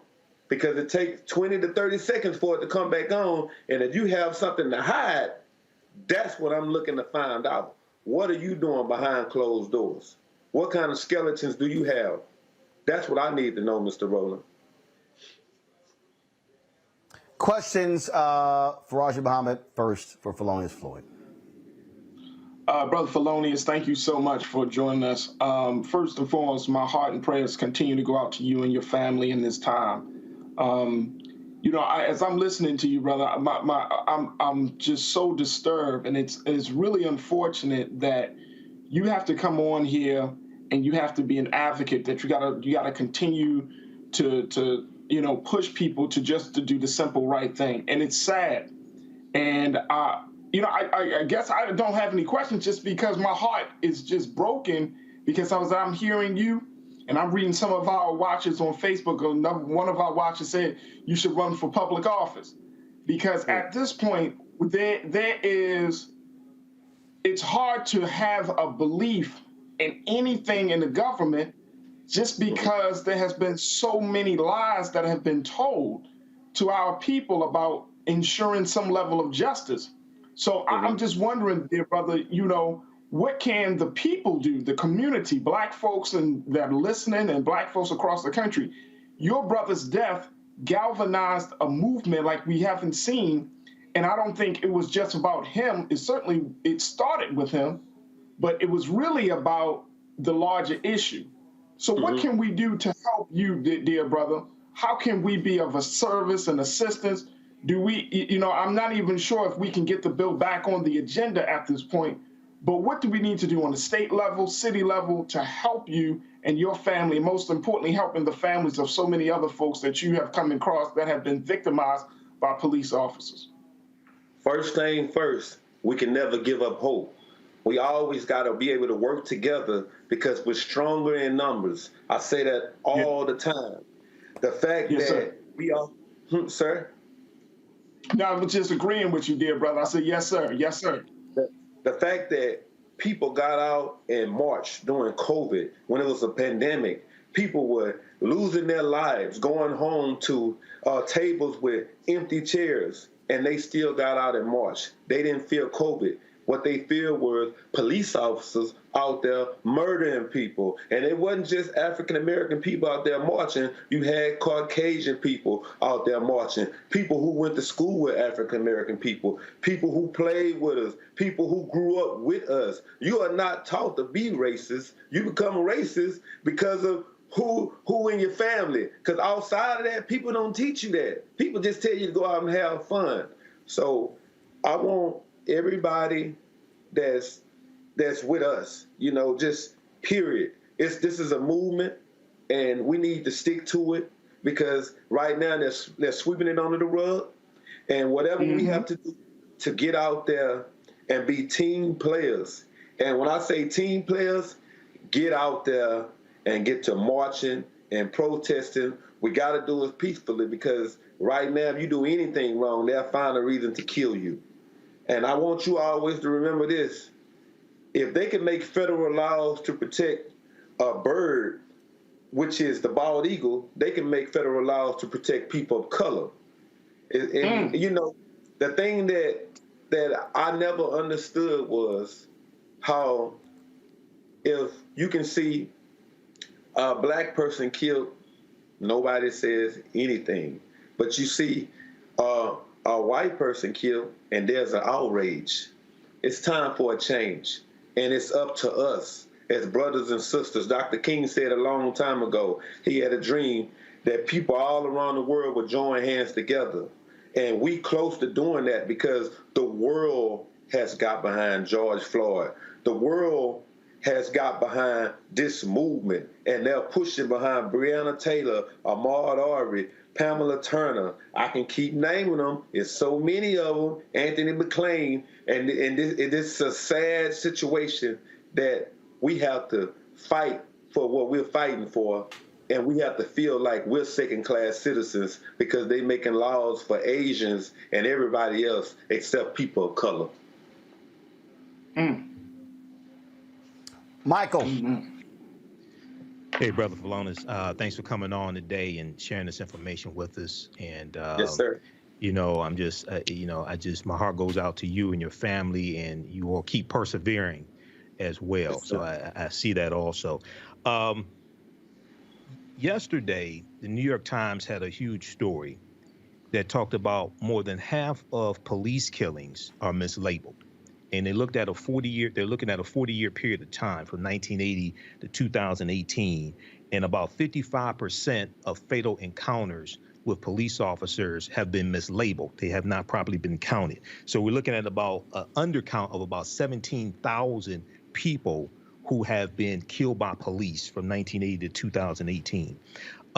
With information like this just came out yesterday. With information like this, one, do you think this will help be able to push through the George Floyd Justice and Policing Act? Because one of the things that it will do is require accurate reporting when it comes to police fatalities. And two, there's some talk about a carve out to the filibuster rule to be able to get this pushed through the Senate by 51 votes, 50 Democrats and Vice President Kamala Harris being the tiebreaker. What are your thoughts on this and trying to get this pushed through through a carve out to the filibuster? Because we're not going to get any help from Republicans on this. They've just been stalling. But my thoughts is we gotta build. We gotta build, and we have to continue, just like you said, what you read in the Times. We have to continue to gather that information and just apply it to people who need to hear it constantly. Because the problem is not us. It's clearly everybody else. Because we're not the one killing people. We are the ones being murdered. So for us to have the problems that we're having now, I pretty much think that we need to, not only us, anybody else who wants to relay the message, just like what you just said, we can. I'll even speak to them when I have the opportunity to, because right now, evidently you can see what's going on. Nobody wants to speak to me now because I'm in an outrage. And the fact that, I understand, but the problem that I'm going with now, it's not about how much. The problem is basically it's like change doesn't come without cost, and it's basically how much are you willing to lose to win the fight? That's it. We're not going to war, but we're not laying down either. So I stand with you, brother. And all the information that you're telling me, I'm gonna use it, and I'm gonna make sure they understand that these are facts. This is not fiction. Facts. Right. You can't take away facts, just like you couldn't take away that video of our brother. Thank you. Philomena's last question for you. I said earlier this week that I believe that the George Floyd family, the Breonna Taylor family, others' family, they should announce that they are coming to Washington, D.C., that they are demanding that Senator Tim Scott, Senator Lindsey Graham, Senator Mitch McConnell, Senator Chuck Schumer, Senator Cory Booker, Senator Dick Durbin sit at the table to meet with them and look them in the eye and say, why have y'all failed? Is that something that y'all are considering, literally making that demand and say, we are going to come to Capitol Hill and we want that meeting and see who shows up? I'm willing to do it. I'm willing to do it because it's not just my brother's life that has been taken away. You have millions and billions of people living in this world where they are killing innocent people. I'm talking about police brutality on innocent people. I will go. Just give me the time and the place. I will be there because somebody has to speak out. Somebody has to let them know that, hey, I'm still here. You're not finna just grab pliers and twist my teeth and make it hard for me to live. No, I'm here. I'm here to stay. I want to be able to make sure my kids be able to live in this world without telling them, hey, make sure when the police pull you over, make sure you have all the windows down, for they won't be able to say, hey, I thought somebody was in the back seat, that's why I started shooting. No, I don't hate police. I think police are good people. But the fact that I have to get up out of my bed every day and tell people what reality is, this here is a big mess. And we're not sleeping. We're wide awake. We can get the Capitol Hill, Mr. Roland. We can do that. I'll be with them if they want to. I'm here for them. Y'all let me know when you do that, and we'll be there to live stream y'all walking up the steps on Capitol Hill to that meeting. And so I think they have to be challenged directly. And yes, President Biden has to be challenged directly to actually do more as well, because frankly, the White House has been silent this week on the collapse of these talks, and it's time for them to step the hell up. Felonious Floyd, I always appreciate having you on the show, brother. Thanks a lot. Thank you so much. All right, then, folks. I want to talk about a couple of stories here before I go to my final guest, and that is a brother who was actually cleared. This is out of Michigan. Murder charges dismissed against a man who spent 15 years in prison for the fire-related deaths of 5 children in Detroit. 50-year-old Jawan Deering walked out of court as a free man. Oakland County prosecutor Karen McDonald took a fresh look at Deering's case and found several issues with it. She was right. An investigation found misconduct by police and prosecutors. Deering is not going to face a second trial for that. Michael, are these prosecutors going to be disbarred? Because see, that's what has to happen. To me, yes. when you see misconduct in these cases, cops should be fired. They should be charged. Prosecutors should also have their law license snatched. You know, I agree with that, Roland, and this is why it's so important for these local elections as well, who the prosecutors are also, because there are a lot of cases that need to have a second look. You know, a second look needs to be taken, and the prosecutors have the power to do that. So, you know, over the past, one of the things that's happened because of the Black Lives Matter movement is people have started realizing the power that local prosecutors have. And they started voting for local prosecutors and realizing a lot of these people, we need to vote out of office and vote better prosecutors in the office who will prosecute officers, but will also take second looks at cases like this as well. So yeah, definitely. They need to lose their law license. They need to go after the police officers who lied, etc. Faraji. Yeah, I would agree with you on that, and with Michael on that as well. I mean, the fact is that when you got prosecutors that put a man behind bars and do all of those things, and you know what I found in these type of cases, Brother Roland and Brother Michael, is that there really isn't no strong criteria against prosecutors. I mean, we often talk about defense attorneys who do those, you know, corruptive behavior, but when it comes to prosecutors, what is the consequence when a prosecutor wrongfully convicts an individual? And since there isn't any sort of punishment, then they're going to continue to see it, especially when you're talking about cases that relate to the welfare and well-being of Black men and women in this country. So, you know, and for a prosecutor, it's like, oh, we just lost the case. But for the person that's wrongly convicted and locked up, they lost years. It's not just one thing. They lost years. They lost time away from their family. In some cases, they lose a sense of reality and sanity. So there needs to be something that, especially if the prosecutor has a pattern of locking people up based on, you know, without real evidence or being wrongfully convicted people. All right, folks, got to go to a real quick break. When we come back, we'll talk about a charter school that is all about helping those in need. Next, in our Education Matters segment, I'm Roland Martin Unfiltered, streaming on the Black Star Network. I believe that people our age have lost the ability to focus the discipline on the art of organizing. The challenges, there's so many of them and they're complex, and we need to be moving to address them. But I'm able to say, watch out, Tiffany. I know this road. That is so freaking dope.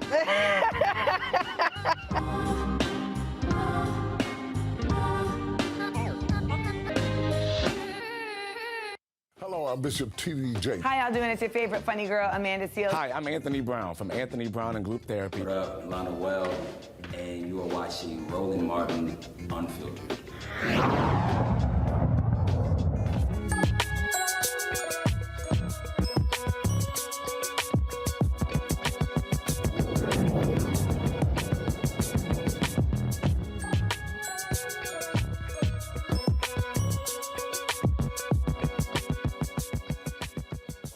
Folks, Doris L. Morrow Academy is a private school satellite program that offers tutoring, summer camp, and activities for students in person and virtually. They're based in Baldwin Hills, California. The school is named after the founder's mother, a social worker who profoundly valued education. Joining us now is Kimberly Morrow Brock, founder and executive director of the Doris L. Morrow Academy. Glad to have you here, Kimberly. First of all, I call it a charter school. It's not a charter school. No. And so sorry about that. And so, when did you start this? When did you start this? And what was a specific thing that caused you to say, look, you know what, I got to do this? So I have been teaching, and I had been an administrator in public school for over 20 years. And when the pandemic hit, in June of 2020, I resigned from my position. And I began tutoring students. And I noticed a lot of people were posting on Facebook that they were really having difficulty with the distant learning. And so I thought, you know, this will be a great opportunity for me to help people during this time of their need. And I decided I was going to do tutoring services. Well, one of the parents that I met said, I would like for you to be my children's teacher. Can you homeschool them? And I was like, oh, okay. So I went online and I looked up at the California Department of Education to see what it is I needed to do. And I learned what I needed to do. I needed to file a private school affidavit and basically create the curriculum, and that's exactly what I did. So I started out in August 2020 with 2 students in my homeschool, and then I had, I think it was like 4 students that I was doing distant learning tutoring with. So I started out with 6 students, and it was wonderful. The parents loved it. They loved the fact that their children were getting this personalized attention. And the students that I homeschooled, I really customized everything around their interests. Wow, that is pretty interesting there. How many students are you serving? Currently, I serve 4 students for homeschool. I haven't picked up any additional tutoring students this year, but I have a number of parents who have called and inquired. And, you know, 4 doesn't sound like a lot. It's like, oh, only 4 kids. But let me tell you, those 4 students that we are serving, they are getting one-to-one attention. I actually have a teacher assistant. She's actually a teacher, but she works with me 3 days a week, 4 hours a day to actually ensure that these students are getting that one-to-one attention, because we work with them on all of the skills. And keep in mind, some of the students are struggling learners. And they really need that additional attention. And some of our students actually have some diagnosed learning disabilities. And so we make sure that we are giving them the attention that they deserve. So, okay, so before I go to Faraji and Michael with a question, so how do you scale it? Obviously, you said 4 students. So how do you make this larger? How do you bigger? How many? What do you want to grow this to? Do you want to hire other people? Do you want to have other teachers? And so, how are you going to grow this academy? Yes. And it's private. So, are the parents also paying for this? And what do the services cost? Oh, yes. So that is the goal. The goal is to grow the program. My goal would be to have at least 10 to 12 students that my site is serving. Because it's a PSP, which is a private school satellite program, my ultimate goal is to have different sites for this. So other educators who are committed to customizing education and to being given that personalized attention, I would like for them to then take on their site, but utilizing the program that I've created with the students. So I don't want to have 20 to 30 kids showing up at my home, because this is done at my home. It's a homeschool program. So we do it in my home. And the goal would be for me to hire at least 2 to 3 more additional staff members. And yes, no, the parents first of all, you say the student. First of all, you say the students show up in your home, but you also do it virtually. And so if you we do virtual as well. and again, yes. So what would be your capacity? That's the real issue. So the capacity for my home site would be 12 students. But then I would want to get, my long-term goal, Roland, is to franchise this. So just like you know, Sylvan has different centers. So I would like to have different Doris L. Morrow Academy satellite programs where other educators who are committed, just like me, are running the same program, but from their place of residence.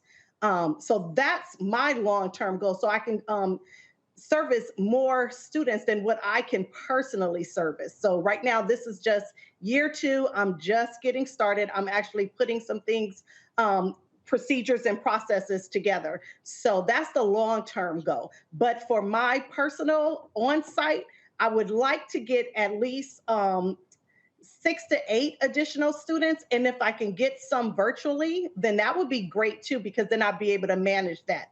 But I don't want to have too many students where then I'm taking away from the original purpose of the school, which is to make sure that these students are getting attention and that they're getting that personalized attention. I hope that answered your question.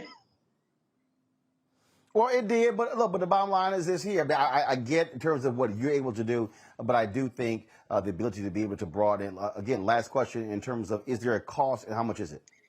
Yes, so there is a tuition cost. It's $800 a month if a parent chooses to send their child 5 days a week. And then the tuition diminishes depending on how many days they're going to send them. So if they're sending them 3 days a week, they're sending them 2 days a week, then the cost, it goes down. Now, some parents have opted that if their child is only coming 3 days a week, but they still need a little help, then they'll do virtual. So they'll attend the classes virtually. But that's happened in a few cases.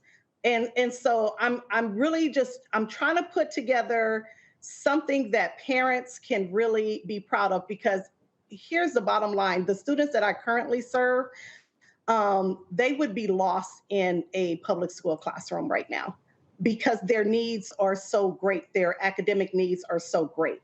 And they just would not be served properly. I've been in public school education. I know the game. I know students that are quiet, students that don't make a fuss. They just get lost and they get pushed forward. When I was teaching high school, I taught 10th grade and 11th grade. I would have students that could barely read and forget writing a 5-paragraph essay.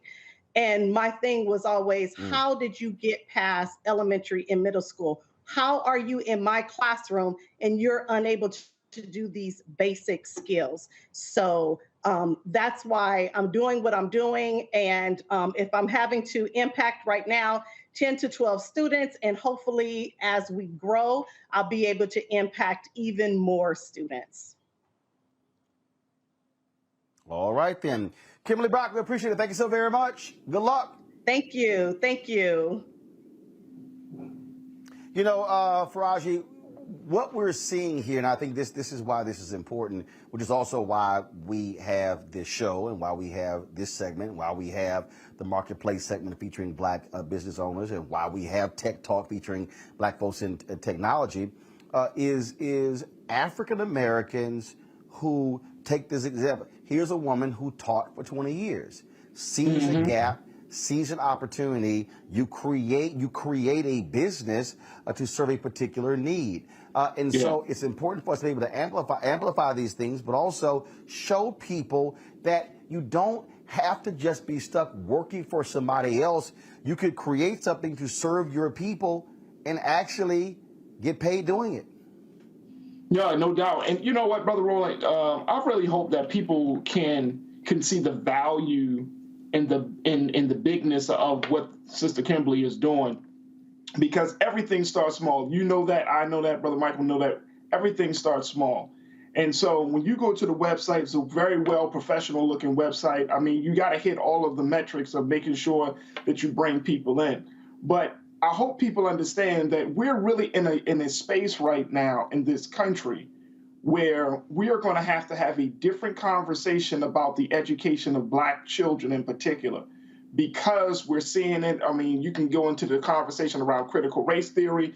You can even go into the conversation around, healthcare and what's happening with the COVID vaccinations and children and all of these things. But there has to be some legitimate alternatives to what we're seeing in the public school system, especially when we're seeing that the public school system is not sufficient. It doesn't speak to us culturally. It's not empowering our Black students, our Black children to think differently and to think to take their education more seriously. When you're dealing with a dropout rate as high as we're facing in the Black community, you got to figure out some different alternatives. So, like what Sister Kimberly is doing, and my big question would be is, what type of support are you getting, Sister Kimberly? Are you connecting with other, smaller, tutoring services and school initiatives like this in other places to create a network to help give our people a picture of what independent education for our people really looks like? And I mean, just education in general is under attack in this country. And if you're talking about changing the condition of a people, you got to start with what is being taught to the babies. And if you're not talking, and you know this like I know this, brothers, when you're talking about any great leader, the great leader always advocate for economics and education. They always talked about, from our great leaders, from Marcus Garvey to Elijah Muhammad, they always talking about there needs to be an emphasis on establishing institutions that's going to raise the generation of new thinkers to break out of the old way and to break out of the old relationship between slave and slave master in the educational system. Final comment, Michael. Yeah, Roland, it's very, I think it's a good thing that the sister's doing. Was that Doris or Kimberly? I just want to give it Kimberly Morrow Brock is her name. Okay. Kimberly Morrow Brock. Okay, Doris L. Morrow Academy. No, the school is named after her mother, Doris L. Morrow Academy. Right, because I'm on their website right now. A lot of African-American parents have been choosing homeschooling even before COVID.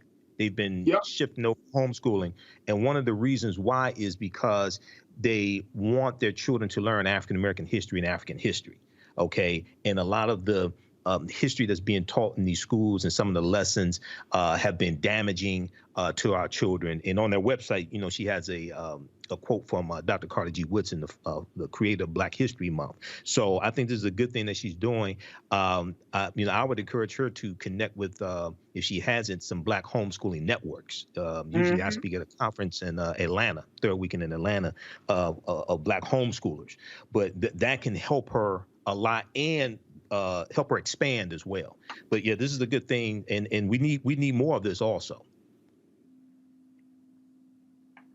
Absolutely. All right. Faraji, Michael, appreciate it. Kelly, thank you very much. She left earlier. Folks, I want to thank all of you for checking us out. Please support what we are doing. We are building something here. And actually, and this is why it's important. Ozy Media, Carlos Watson, kill the music, please, founded Ozy Media. Well, they announced today that they are shutting down. The New York Times did a huge story on them where people were questioning their numbers. Things were not adding up. They were sitting here how they were buying their numbers. They were busted by trying to impersonate a YouTube executive. But here's why I need you to understand something. Carlos Watson said last year Ozy did about $50 million in revenue. So while we've been out here fighting these companies getting money, you know what these companies were doing? According to the Wall Street Journal, they were like, to satisfy sending money to Black-owned media, minority-owned media, we're going to give it to Ozy because he's Black, it's Black-owned, he's the founder. Now we know that it was built on fraud, meaning fraudulent numbers, meaning they could not justify it. So the real issue for all of those advertisers out there and all of those companies and all of those individuals who accepted their numbers, How in the hell y'all been making us jump through hoops to justify our numbers, which are real, which are public, but you didn't do it for them? See, folks, this is truly black-owned media. And what we have been doing is building something here. So let me just give y'all some numbers. All y'all sitting out there, all of you advertisers, okay? Because see, I know what y'all also did. Oh, Carlos is safe. Because see, that's what part of the problem here, a lot of these white execs. Oh, what's a safe black man or black woman to give to? I know the game that's being played.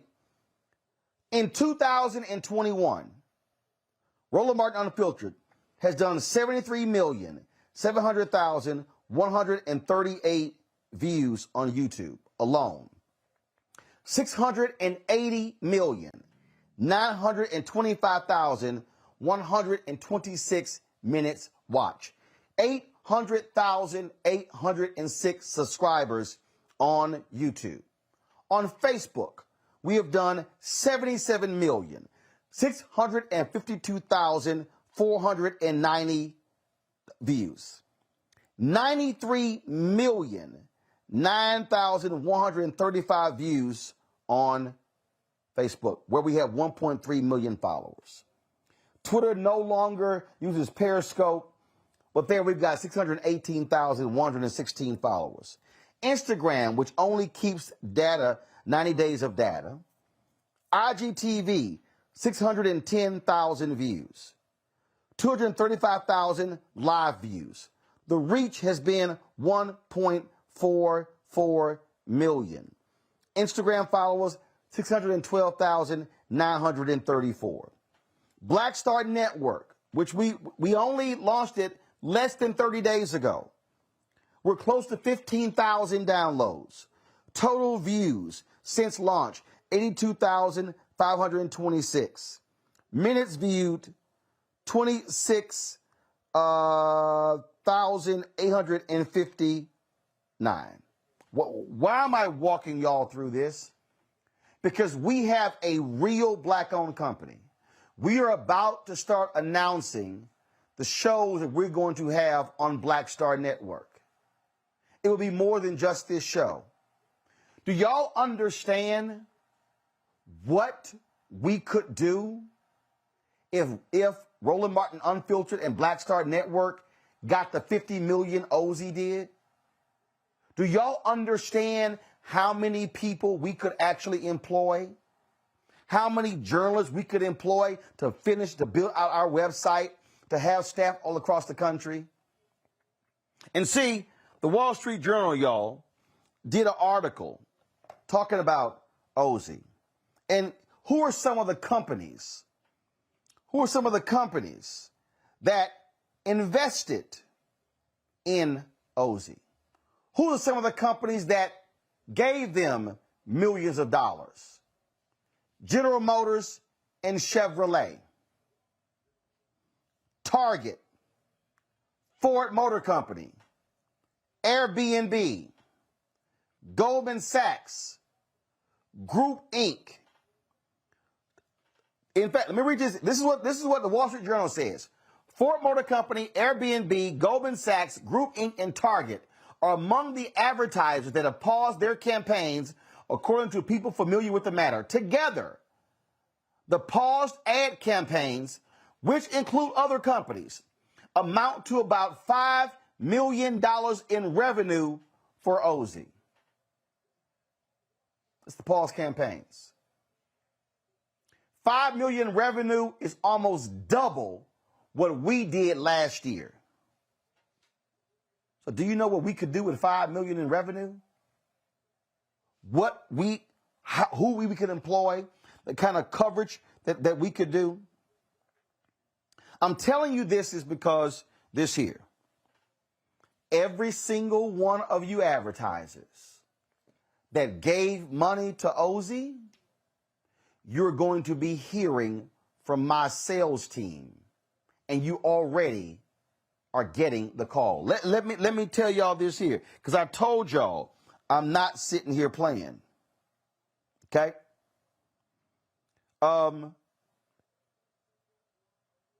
General Motors paid Ozy to do a show called Real Talk, Real Change.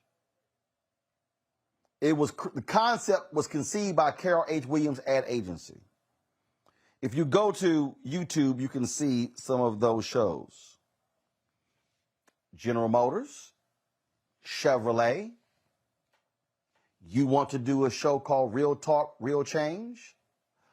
Black Star Network, Roland Martin Unfiltered. We have the assets to produce it. We have the assets to distribute it. I'm about to send an email right now to Deborah Wall, who is the Chief Marketing Officer for General Motors. I'm about to send an email right now to Heather Stewart, who is the executive with Carrot, their advertising agency, for us to do it. Our numbers are real. Our focus is real. And see, when we are able to get additional advertising, well, hell, I can do the exact same thing that Carlos Watson did. I can have billboards. I can have commercials. I can have Black Star Network plastered all over the place. And then more people can see us. And then our numbers can get bigger. And then we can actually grow.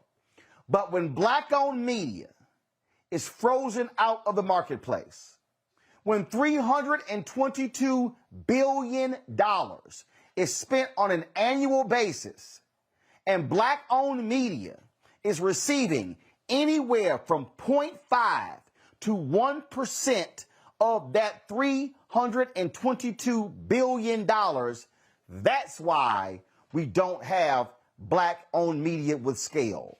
That's why we don't have the ability to have multiple reporters and staff everywhere. That's why we can't, and I would love to be able to say my panelists are contributors to Black Star Network, which means I'm paying them, but we actually can't afford that.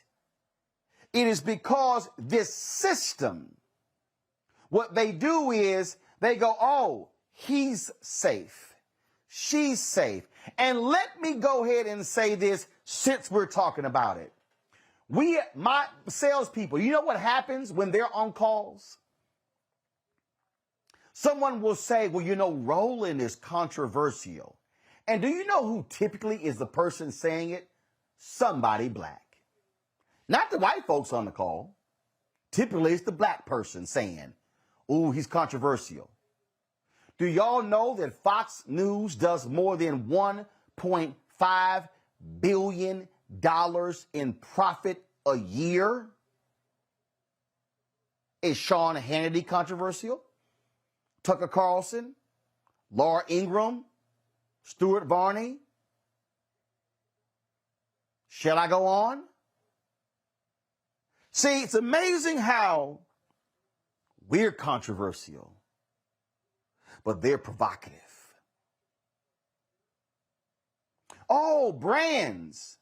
Brands. In fact, let me do this here. Anna, bring me my laptop. See, since we're here, because I really want y'all to understand this. I wasn't planning to do this. But Zena or Anna, I need my laptop, please. Just the other day, I recorded Fox News shows. Okay, y'all, I'm about to do something like we do, like when you with your family. Anna, Zena, right, Daddy, right there, in my backpack. Give my laptop right there. My backpack in my laptop. Bring it here. I recorded a whole day of Fox News primetime schedule. I'm going to read for y'all some of the advertisers that were on Fox News. This was between, and I didn't write all of them down. On Laura Ingram's show, Nutrisystem, Nordic Track, Sandals Resort, Honeywell, and Greg Gutfeld's show, Liberty Mutual, Advil, John Deere, University of Phoenix, Nordic Track, Nutrisystem, USAA, Planters, Samuel Adams, Weight Watchers, Flu Zone Drug, Citibank, T-Mobile, Grand Wagoner, Sandals, Shannon Bream's show, NyQuil, University of Phoenix, Golden Corral, Walmart. Now, if every single one of those brands ran ads on Fox News, then you cannot tell me you cannot support Roland Martin Unfiltered and the Black Star Network. To every single one of those companies and those ad agencies that were showering money on Ozy Media that is now shut down. And let me be clear with y'all. You don't shut down because the New York Times wrote a story 5 days ago. You shut down in 5 days because you know you cannot back up the assertions that you were making about the size of your audience and how many people were watching. Ozy was out here signing up contracts, saying they had videos on YouTube that had 1 million viewers. And if y'all go look it up, you'll see. You click Ozy, you click them, and you go to their channel, and you'll see, okay, there's Carlos Watson show. And you'll see these videos. I'm just going to read y'all the top 5 videos. 68,000 views, 39,000 views, 51,000 views, 100,000 views, 196 views, 68 views, 66 views, 97,000 views. But hold up. The video with 97,000 views, y'all, it literally only had 475 thumbs up. Can I unpack something for y'all? Ozy Media only had 3,850 YouTube subscribers. Did y'all hear what I just said? 3,850 YouTube subscribers. Their YouTube channel started in May of 2014. The total YouTube channel did 835,659 views. Total. Now, Carlos Watson had his own channel, and they had 95,500 subscribers. That's interesting. We have 800,000. So here's a perfect example. They had this interview on here with Kerry Champion and Jamel Hill. It did 278,000 views, but it only had 22 comments. Really? 22? 22 comments? Okay. Carlos Watson had an interview with her, the singer. It had 1 million views 4 months ago, but it only has 68 comments.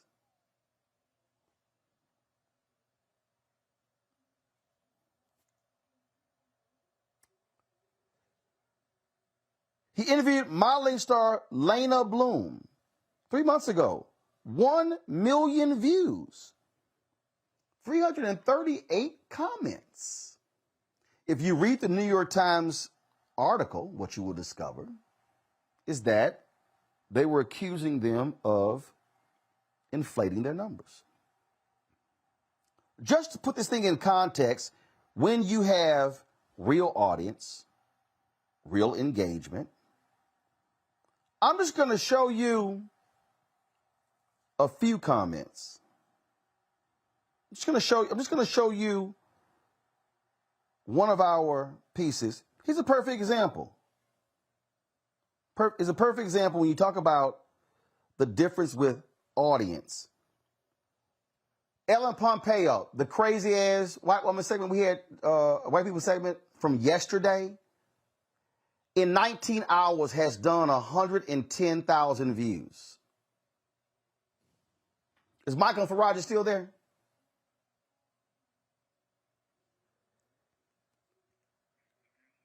In 19 hours, our Ellen Pompeo segment has done 110,000 views on our YouTube channel. There are 1,000 comments. They interviewed her, had 1 million views, and didn't even hit 100 comments. To the advertising community, this is a platform that truly speaks to and reaches Black America. Y'all should be signing multi-year partnerships and agreements with us. Control room, I need you to pull up a story, Group M and Ozy partner. Because this is important. This is my last point. Group M is one of the major advertising agencies in America. I believe that they control in excess of $40 billion in company advertising budget. The CEO is Black. His name is Kirk McDonald. Kirk used to work at Time Warner. I've met Kirk a few times. In March, I believe, March or April, let me know when y'all pull the article up, please, and show it. Group M announced that they were doing a 2-year deal with Ozy as a part of their responsible spending initiative. This is a multi-year deal, and I guarantee you it is a multi-million-dollar deal. The announcement in Ad Age says Group M takes a responsibility-focused approach to media buying. The media agency strikes a 2-year deal with Ozy to further its DE&I efforts.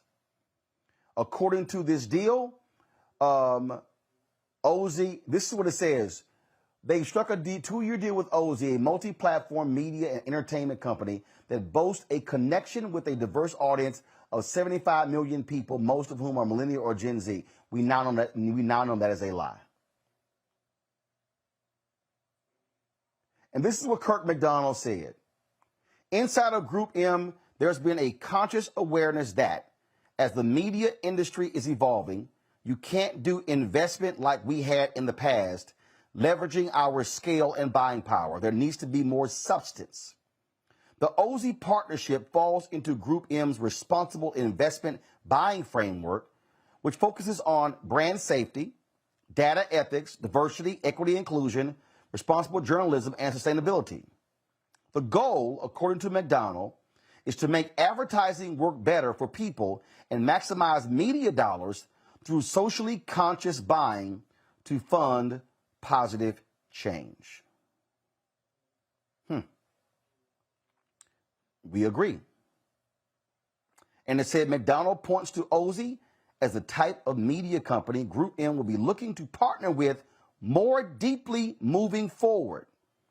Those that support and expose fresh perspectives and audiences.